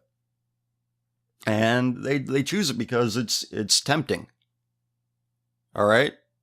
Without choice, without conscious decision, actions are worthless. They're meaningless. It's like forcing somebody to say, I love you, I love you. There's no love in that. It's just, they're empty words. So you need choice, you need free will in order for anything to mean anything. They are sheep, and sheep need to be led. If part of the herd wander off and fall off a cliff, it's because the shepherd was asleep on the job, or maybe passed out from a heroin overdose. Sorry for the long post. God bless. Well, I've given my thoughts on it. So I'll just say thank you for the comment. But there's some slight disagreement here. I understand what you're saying. We're on the same page, but maybe we're not in the same paragraph or sentence. But you got a good comment here, good reply. The effects of the absence of an accepted moral authority might be more clear and visible in our country, Denmark, than in America. The left has become the moral authority, and they get to dictate the dialogue. The right wing, that I know of, the Danish People's Party, and the young people in the Conservative Party, might want to stop Islamic immigration, but they still cry about misogyny and racism when Party of the Danes talk about every people's right to a homeland. A declared racist party is a democratic crisis, they say. The church is not Christian anymore, but merely a product of democratic religiosity, in the sense that people either misidentify their own distorted moral compass as God, or they just treat it as God and then make a church serve that conception of a God. Yeah, any state churches in Europe are just, they're secularist entities with nice buildings. That's it. The morality of the crowd gets voted in as the morality of the church. Most people think of the church as some entity that gets to define what is Christian, leading to even more confusion, and just adding to the reasons that it should be abolished. The Christians around me don't read the Bible and only have a vague sense of what it says, so I quickly become a moral authority amongst my peers whenever I start arguing from Scripture. Remember that the left dictates even in Christian communities without strong authority figures. We need to be that authority. Now I'm ranting too, but God bless CCF. Well, God bless you both. You know? There's a reason why Denmark hasn't been destroyed yet. Now, let me make sure I'm getting my geography right here. I'm going to go to the map and see if I'm remembering this correctly. Something I put in one of the Tumblristas Raw segments. I think it was in number 2, volume 2. Where's my arrow? I mean, not my arrow, my plus and minus so I can zoom out. Oh yeah, I have a mouse wheel. I could just do that. My noisy mouse wheel. It's a flaw, not a defect, because I'm still able to use it properly. Oh, now you show me everything else. This is going so slow. Alright, hang with me here. Hang with me here.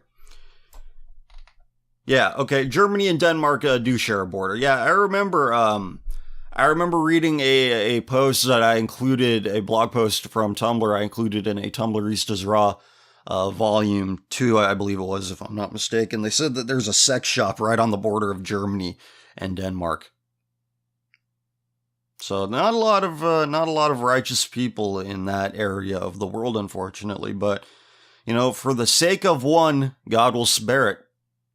I just hope He delivers you out of it before He pulls the trigger. But I'm sure He will. Good day, CF. I remember when I was a child sitting with my parents watching TV. Sometimes on a movie emerged some sex scenes, and it was very unpleasant seeing that in front of my parents. My wife also talked seeing her parents when she was 5 doing something under the sheets. She did not understand what they were doing, but it was very unpleasant for her to watch it.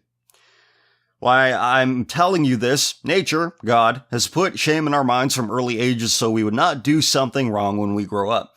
So we would not sleep with our sisters, cousins, or worse. But the liberals are killing the shame in us and our children, and the result are mentally and sexually disabled and deviant teenagers. My 12-year-old cousin's sister did not want to listen about sexual education in school. She was feeling shame, she and 15 other girls in the class. I believe the people who are putting all this shit forward to us know exactly what they're doing, and all of these liberal retards are their minions and puppets. Well, here's the thing. You either want to keep and foster that sense of shame that you have, strengthen it, maintain it, preserve it, or you want to do away with it because it makes you feel bad. And in Generation Hugbox, we don't want any bad feelings, even though those bad feelings have a purpose. Those things that make us feel uncomfortable have a purpose. That sense of shame has a purpose, but we don't want any of it. We don't want any bad feelings, even if it's protecting us from something worse. So it's our choice. The liberals are just facilitating that transfer, that inversion of morality. It's the same reasoning that you have with the merchant selling and the going buying. All right? If it wasn't for that desire to get rid of that sense of shame, the leftists would be completely ineffective. Move this over. Don't want my wire to tap on my... Yeah, okay. So those are my thoughts. I understand what you're saying, and yeah, a sense of shame is very important. But there has to be a desire to get rid of that shame first. Whatever comes after that is just... it's making it official. Buongiorno, Filth. I'm a longtime fan of yours since at least Tumblr is 10. I'm 17 and from the UK, but I found you when I was still 15. Oh, see, the difference between 17 and 15 does seem long because you haven't lived as much, but to me now, a year and a half is not that long anymore. But yeah, I underestimate that. Like, you think about it, like a year when you're younger is longer. It's a much larger percentage of your life because you're younger. So, yeah. I'd like to tell you about my situation as you may enjoy the insight into my life and the things I encounter here. I don't expect you to read this on your show, nor at all really, but I hope you'll give it a glance over because the tales I'm about to recount hold some importance to me. Well, I'll read it. The only thing that I ask is, like, when I get these long things, break it up into paragraphs and edit it down. There's some stuff in here that could be left out and make it easier for me to read, that's all. I'm an only child. My parents have never really been together since they don't believe in marriage. Before I was born, my half-sister, born to a different father, died of cancer. My parents are strongly atheist and shun anything unworldly, and thus I was raised in such a manner. My mom struggled to believe that any god would allow her daughter to die in such a horrible way. My parents are both edgy kids from the 1960s who would disobey their parents. My father, I can understand. He was sent away to a boarding school by his family, so naturally his respect for them was low. I personally can't understand why one would have children and then ship them away to be raised by strangers with a reputation and a degree. This is just more proof that nobody grows up anymore. Why would God allow something bad to happen? Why would God allow something uncomfortable to happen? You see what happened to Jesus? And you're whining about a fate far less cruel than that? No one grows up anymore. My mother, on the other hand, I can't understand. My only grandparents who acknowledge my existence and have raised me and given me the morals I have today. They're both smart and talented, and I revere them deeply. I love them with my whole heart, and though they aren't religious, they're good and honest people who didn't deserve what happened to their daughter. She is an anomaly. My parents met in a riot group sometime in the 1980s, and they used to sell drugs together to fund their life. Mostly dope and smack, but not for much profit. I sometimes wonder if my sister died because she was weak-willed and God was saving her from an emotional death later down the line. Well, yeah, here, your mom's like, why would God allow this to happen? Look at you, bitch. And people bitching about my Anglo-parenting video that I took from an episode of Common Filth Radio. There you have it, everybody. And this is far more prevalent than you'd like to think. Here, this comment, again, is proof. Lots of stories I read on this show, proof. Anglo values. Let's just avoid it. And your grandparents are good people, but again, you shall know a fruit by its tree. Their lack of godliness, their lack of righteousness has given them, well, be thankful that you were somehow able to escape your that lineage. That moral lineage anyway. But, they are better than your mom. And you do say she is an anomaly. This is why genetics aren't everything. Genetics don't determine everything. I like to use this example a lot. There are a lot of athletes who have children, who end up having children who are either better athletes than them or worse athletes than they were. Okay, by a tree, you have an idea of what the fruit will be, but the fruit will go on to bear trees of its own. And you don't know how that'll play out. Only God knows that. So it's not a silver bullet, we can predict it every time kind of thing. After all, if it were really that simple, you wouldn't have siblings who belong to the same parents who look very different from one another. We're very complex beings. 2 years after my sister died, I was born. I was raised with strong atheist beliefs, and I treated religious people with contempt because I thought it would make my parents proud of me. I achieved highly in my schools, but I'd always get into trouble because I disagreed with my teachers, and later this would find its way into my home. A few years ago, I started to disagree with my parents and later the rest of society. My parents hold socialist beliefs. No, I thought that was a given. And nearly worship sodomy. Yeah, them and a lot of other people too. Even people who don't hold socialist beliefs. It hurts. I've truly tried to show them the error of their ways, but they won't have it from me. Not from someone who hasn't seen the world like they have. Yeah, and what is their world? Selling dope and smack? Being a bunch of fucking crust punks and finding love in that? Give me a break. I was feeling lost when I came across your series, and though you would revile my beliefs even now, and you would deny being a prophet, you are to me. You've shown me what I wouldn't accept from anyone else. You've shown me the righteous path, and here I am following it now because of you and because of me. Well, it's because of God. Again, that has to be something within you in order for that to happen. All right? I might be here, I might have been, one of the first links in that chain, but again, it's not me. There's something that has to dwell within you first, and it's put there by someone. There are many people like me over here. My main friends are a Spanish Muslim and a Chinese atheist. We get into a lot of debates, but we all hold similar beliefs to yours. I've never been blessed with the arts of speech or writing, so please forgive me if this story comes off as disjointed. I'm following it perfectly, don't worry about it. And you still think ill of me for having such friends. They truly mean the world to me because they are truly intelligent people who aren't set in their ways, and they have strong and moral beliefs which I doubt will be corrupted. I also have a girlfriend whom I talk to online. She's younger than me and hasn't fully decided on her faith yet, but she's getting there. Well, look, internet relationships aren't relationships. Alright, so just don't get too wrapped up in that. Look, they're your friends because you see something in them and you want them to be set on the right path. Alright? I'm not going to think ill of you for having friends, for maintaining good relationships with people, but again, the difference between a friend and just an acquaintance, a buddy, is your desire to see them on the right path. Do you want to see them set upon the right path or not? Alright? Friends, they set each other right. That's what friends do. She's from another country, a typically Christian one, and she's amazing. The combination of you, her, and them are what I would consider the worldly trilogy. You'll help to keep me on the right path even when my own parents and teachers would seek to dissuade me. I knew you would maybe disagree on my choice of girlfriend, whom I do intend to marry and have kids once she can escape her hellhole background. Look, this is red flags all over the place. You don't even know this girl. You just know her as she presents herself through the internet. All right. So look, I'm doing the friendly thing here, and I'm setting you on the right path. You're making a mistake. This is hard to hear, but that's what it is. It is what it is.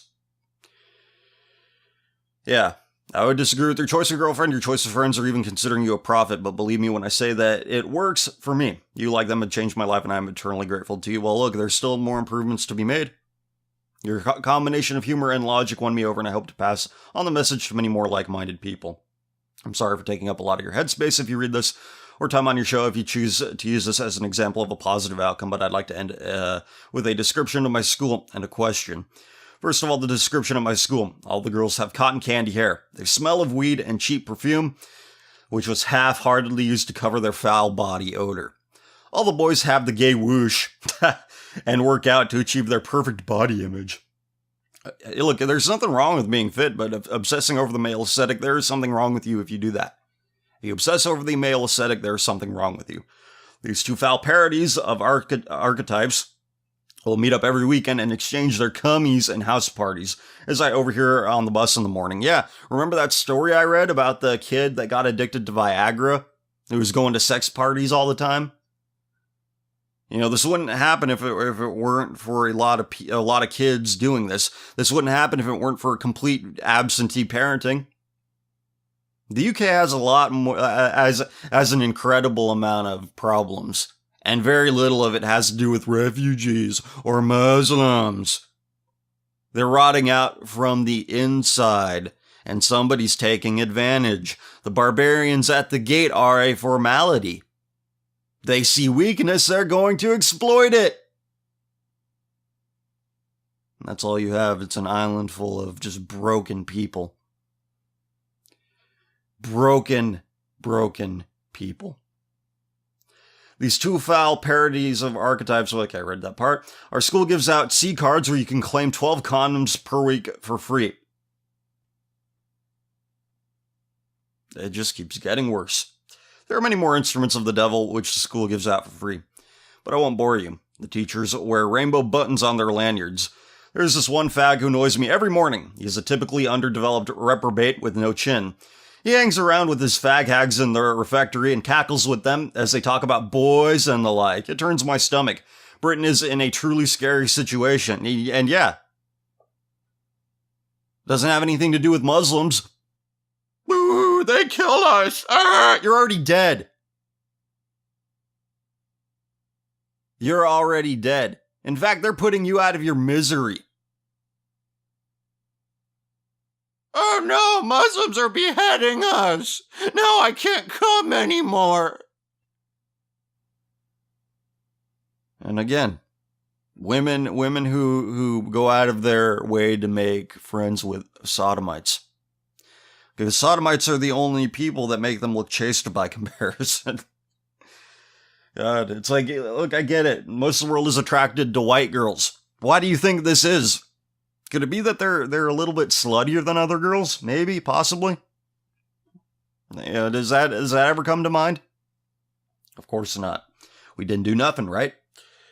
Now for my question, what's your opinion on Shakespeare? He's a large influencer of our language, and I think he was a very talented writer. He was great friends with King James, the one whom the Bible version refers to. And he was very down-to-earth with his tragic tales of interracial marriage. Othello and Desdemona both die. Trying to dethrone the divine ruler, Macbeth severs his state, and see our modern royal family. There's nothing divine about them, thanks to Victoria. I don't have any problem with Shakespeare. I actually am pretty interested in who he actually was. Because I've heard rumors that he was just a guy who liked theater, and he actually paid other outcasts to write plays for him and put his name on it. I've heard that theory before, but it's not something I think about too much. I just think it's an interesting possibility.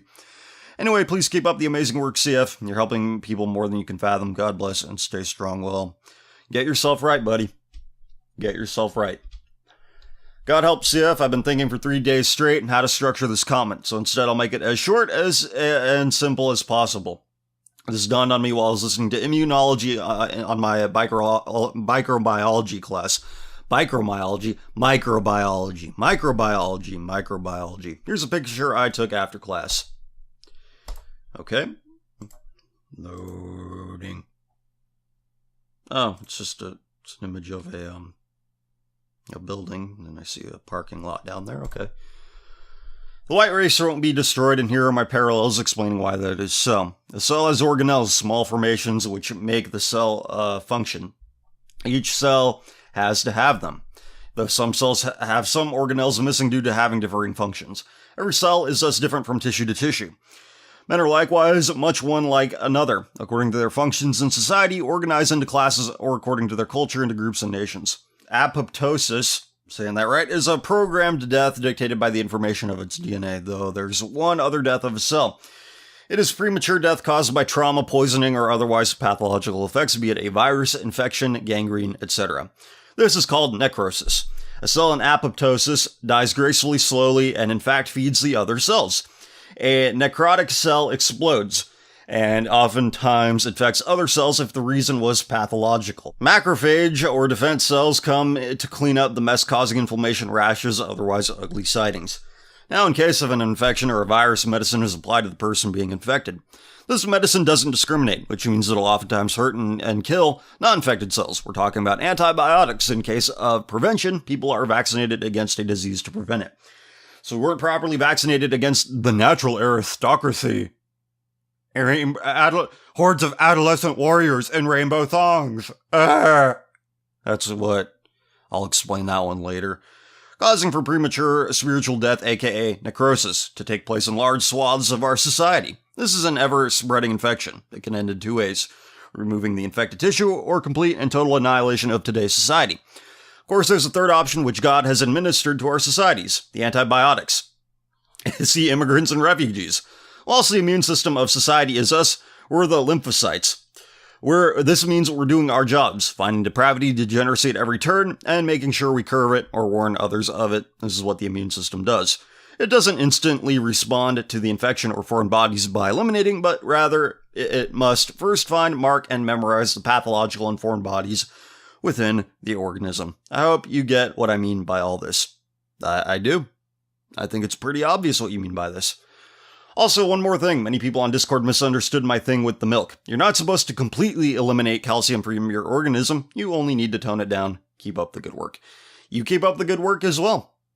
I know we like to view ourselves as different, as separate from nature, as separate from biology, but, if you look at society as a biological organism, it starts to, there you can find a lot of parallels, as you have here. The immigrants and refugees are just, they're just making it official. It wouldn't happen if you were strong to begin with, right? If you don't keep yourself strong, something else will. Hey, CF, do you listen to the sermons by Steven Anderson? Keep up the great work. Sometimes. I've only watched like 2 videos of his. I did watch a little bit of his video about Buddhism, which I thought was really good. So, yeah, a little bit. Hola, common filth. I don't think you're supposed to put the enye at the end of I think that's just supposed to be in the middle. I don't know my Spanish grammar too well. It's your Portland area listener. Episode 109 reminded me of something I saw about a month and a half ago.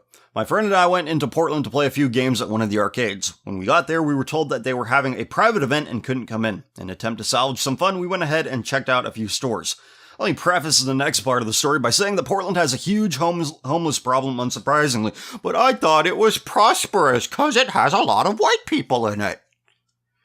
It was so bad that when they were doing cleanup on a former homeless campsite, they found 1,875 hypodermic needles, used probably, of course, 25 gallons of piss, 16 gallons of shit, 10 pounds of dried human shit, and 5 40-yard dumpsters of assorted trash. All of that for an estimated 500 homeless people. Source in case people need proof. From Oregon Live, yeah? I don't understand this, like, the right wings, like, oh, Portland it's a great white liberal city. No, it's not. It was earlier this year, I think, where I don't know, but it was on the Portland subreddit. They had a picture of a ticket machine and there's a piece of paper taped to the ticket machine, which read, "The ticket machine is not a urinal. Don't pee in the ticket machine." Why would you, if people were sane, if people were doing right, if people were prosperous, they wouldn't need to be told to use a toilet if they need to relieve themselves. Again, it's like, you just think like just because there's less crime, that makes it better. No, you have reprobates everywhere who act like, again, what they produce, human shit. They're human refuse. I don't care how white they are. I don't care what their 23andMe says. It's just a product of white moral apathy. And Portland is, there you go. You could go there yourself and witness it. So on our way to a record store, we cross the street and get stopped at the next corner by these 2 young adult lesbo-looking girls. They inform us that just down the sidewalk there's a guy jerking off. Now, they don't explicitly say that he's homeless because it's a very sensitive issue in Portland, but we knew right away that he was homeless. Again, you can't call things by their correct name in white societies. Hence why there's always hate speech laws in our corporations and in our countries. We're afraid of words. We're also afraid of inanimate objects, which is why so much of Europe effectively outlaws handguns. So, okay, we thanked them for the heads up and kept walking because we were determined to have some fun that day. Trigger warning, the next part is really gross. Our mistake was assuming that a disgusting hobo who is probably a heroin addict would have any kind of shame. We both thought that a person who was jerking off on the sidewalk of a busy city street would attempt to keep people from seeing him masturbate, but we were wrong. As we approached the other end of the sidewalk, there he was laying in the alcove of a building entrance. He had one of his legs parallel to the building and one of his legs parallel to the ground, effectively presenting his genitals to the world. We had the misfortune to be walking past him as he was climaxing all over himself. Oh, you poor fuckers. Hold on, wait. Because I saw somebody, it was from ya boy Frog, EYMTL. How can the esoteric Trumpist possibly recover from this? It's a screenshot from the Gavin McInnes show. You have 3 white dudes, one of which has something shoved up his ass. The other one is, and they're all gathered around a microphone, so he's showing his bare ass. He has something shoved up his ass. The other is spreading his ass cheeks to show his anus, and the other guy has his erection pointed at the microphone. All white dudes, by the way. So there you have it. That's your white prosperity for you. We weren't trying to look, but it was kind of impossible not to see it the way he was doing it. It's hard to describe, but the feeling I had after seeing that one was one of the worst ones I've ever had. One of the worst parts of the story is that when I told it to some of my friends, some would have the correct response of disgust while others would laugh like it was a joke and they'd say something like, hey, the homeless need to beat it too, ha. Anyways, yeah, masturbation is a human right to Whitey. Anyway, sorry for the long and gross post, CF. God bless you and keep it up. Well, I've read a lot of gross stories on this show, so whatever. Thanks for affirming that it actually exists. Bonus, this was a sign in front of a bar that we walked past that also had Pokemon Go related signs in the window. I guess it's all just another cog in the cummies machine. The sign says, forecast for tonight, alcohol, low standards, and poor decisions. Well, somebody's being honest. Oi, bruv, there are other Portland listeners too. You aren't the only one who rated Sodom. Oi, bruv, we're homophobic. We gotta go to jail. Pretty good. Common Filth, how many people believe this? Evolution is my god, therefore I'm going to cut my penis off and become a woman. No, that's the opposite of evolution. That's regression. Isn't it strange? They latch onto these things and they end up doing the opposite of what it says. All right. It's like, okay, we want to evolve. We want to progress as a species. How are we going to do that? I know, let's make ourselves sterile cosplayers of the opposite sex. That'll take us forward. Yeah, a lot of people believe that. Hello, CF. I was going back and listening to old CFR when I came across your Coachella segment on CFR 86. You mentioned that a 20-year-old CF had coughed up his own money to go see a one-day music event, but has since moved on from doing such things. Well, it's just I don't go to many concerts anymore. That's what I meant. It reminded me of how I have moved on from hedonistic activities and friends I once held. They blamed my girlfriend for taking me away from them, but in reality, she's the one who helped me out of depression, alcoholism, and helped me allow God into my life. Yeah, because she gave you a purpose. You're accountable to another human being. You're not just a buddy to somebody who's just like, oh, let's hang out. Okay, they want company, not friendship. You found somebody who, inspired a sense of purpose in you and set you on the right path. I pray that one day can be saved too and cease to leave a reprobate lifestyle. My question to you is, how long did it take for you to stray away from the hedonistic friends and activities? What was the reaction of said friends? Well, I never lived that life, to be honest with you. When I went to that festival as a one-day music event, I went for the music, and guess what? I went alone. that just goes to show you how lonely of a life I was living back then. I went alone. My question to you is, I never kept those people in my life. I never allowed them to influence me. I never went along with their stupid bullshit, even if I was around them. I never became friends with them. I'm very blessed in that sense. I've always had a sense of self-preservation. And I figured out that God put that there for me to protect me from the bullshit that I read about. Especially in that Coachella story with all these whores going to Coachella to go, snort mountains of cocaine and cheat on their husbands. And oftentimes their husbands paying for them to do it. Living vicariously through others. Once again, they need to be cut off. They need to be cut off from the humanity. We need to cut them off.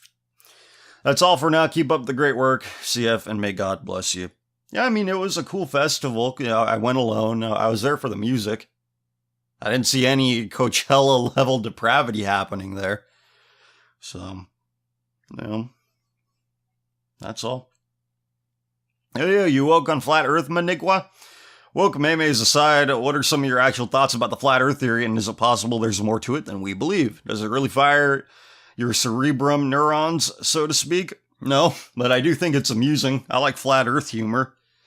I think it's amusing, but it's not something I take seriously. I just think that people who make the Flat Earth jokes are funny. I think that people who actually believe in the Flat Earth thing are funny. They amuse me, and that's what they will continue to do. Greetings, Commenticus Filthortuous. I've recently been checking out $1 Million Extreme World Peace since hearing about it on your podcast. Glad to see some people with these ideals can actually land a spot on television. I've only seen one full episode and some scattered skits, but the hypergenic skit is probably one of my favorites. Yeah, that was really good. Yeah, that is a great show. I hope they get a second season. I do. But, if not, I hope they continue uploading videos. Hola, Grande, it's your Green Inferno listener again. Just wanted to ask a quick question to you regarding war in general. I assume that you agree that war is an inherent part of our foul ways, but do you think some or any wars have justification and value? Not recently. In specific, what are your thoughts on the late Iraq war and the ongoing war in Afghanistan? Well, we're in Afghanistan for the opium trade. Why else would U.S. soldiers protect opium fields? Why? It's all by design. Is it any coincidence that we have a growing heroin epidemic? Which, by the way, somebody sent me an article of a guy telling this kid that his mom died of a heroin overdose. It's a different story from the rest of them that I've read and given my thoughts on over the past few weeks. So, yeah, the Iraq war is bullshit. The war in Afghanistan is bullshit.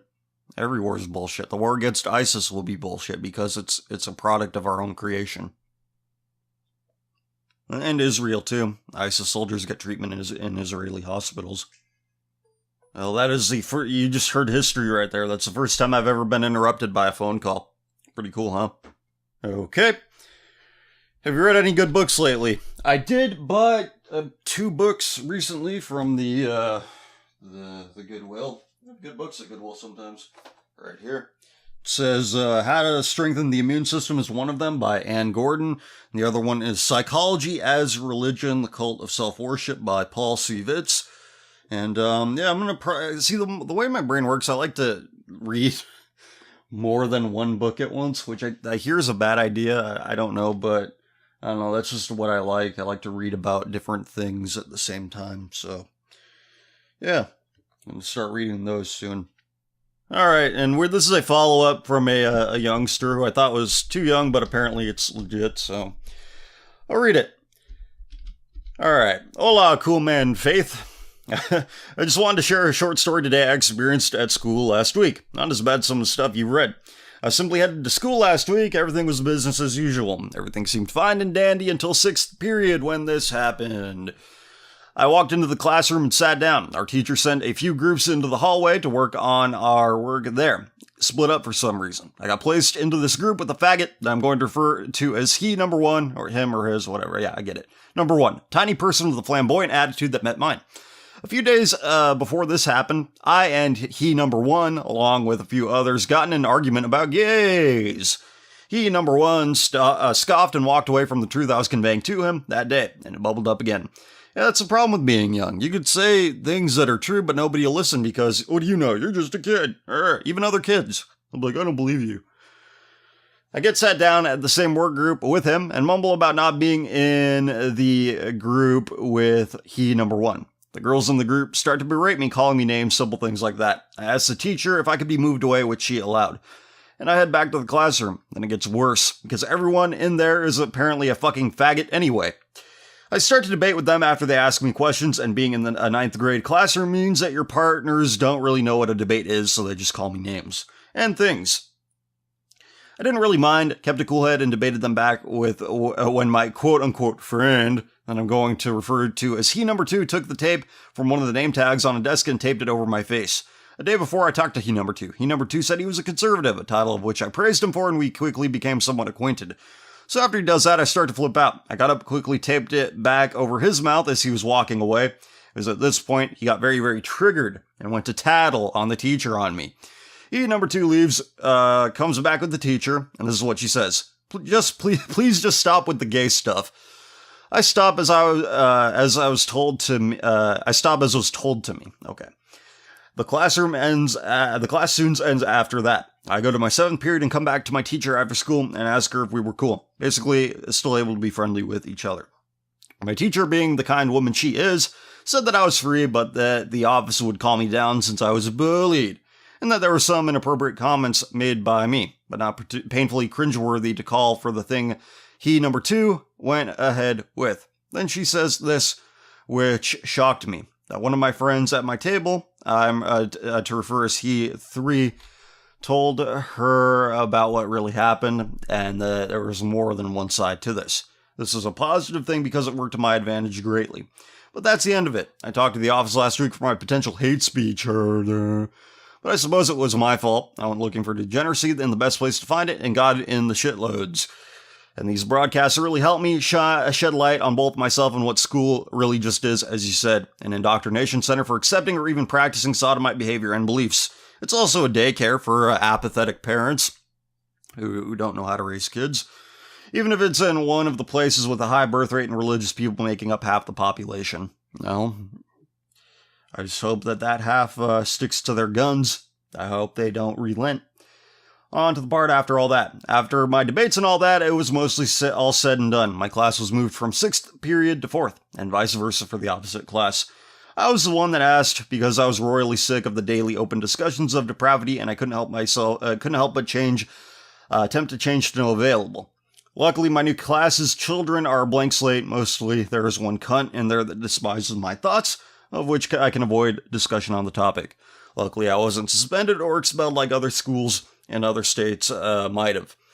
I can tell the principal agrees with me, though, and that's the all and all of it. CF, God bless and good tidings. Well, God bless you as well. Stay sane in the scholastic environment. Academia is terrible, and the youth of today are, the youth of any age are terrible.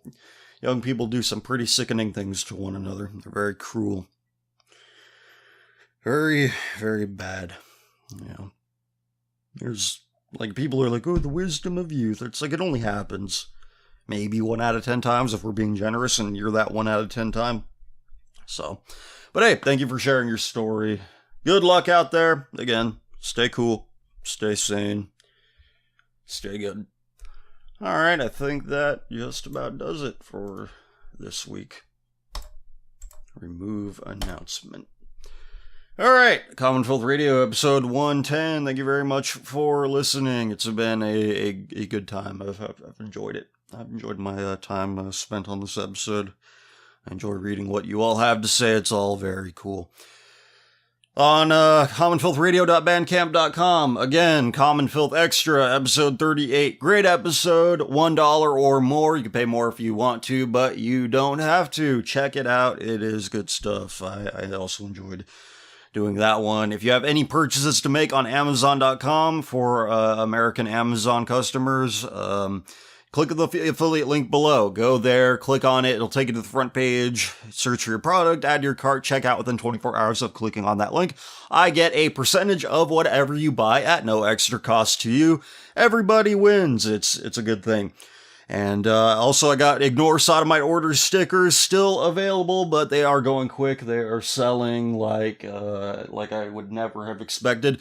Also, the White Girls Fuck Dogs stickers still available. Still got some of those left. Take advantage. And I'll let you know a little secret here. If you're listening this far into it, if you buy the episode of Extra, you get a discount code for either one of the stickers. You get 50% off one of them, 25% off the other, and that's for Common Filth Extra episode 38 buyers only. So take advantage of that. Anyway, I'll sign off for now. Be back later with some more stuff next week. You take care of yourselves, be good to each other, and I will talk to you later.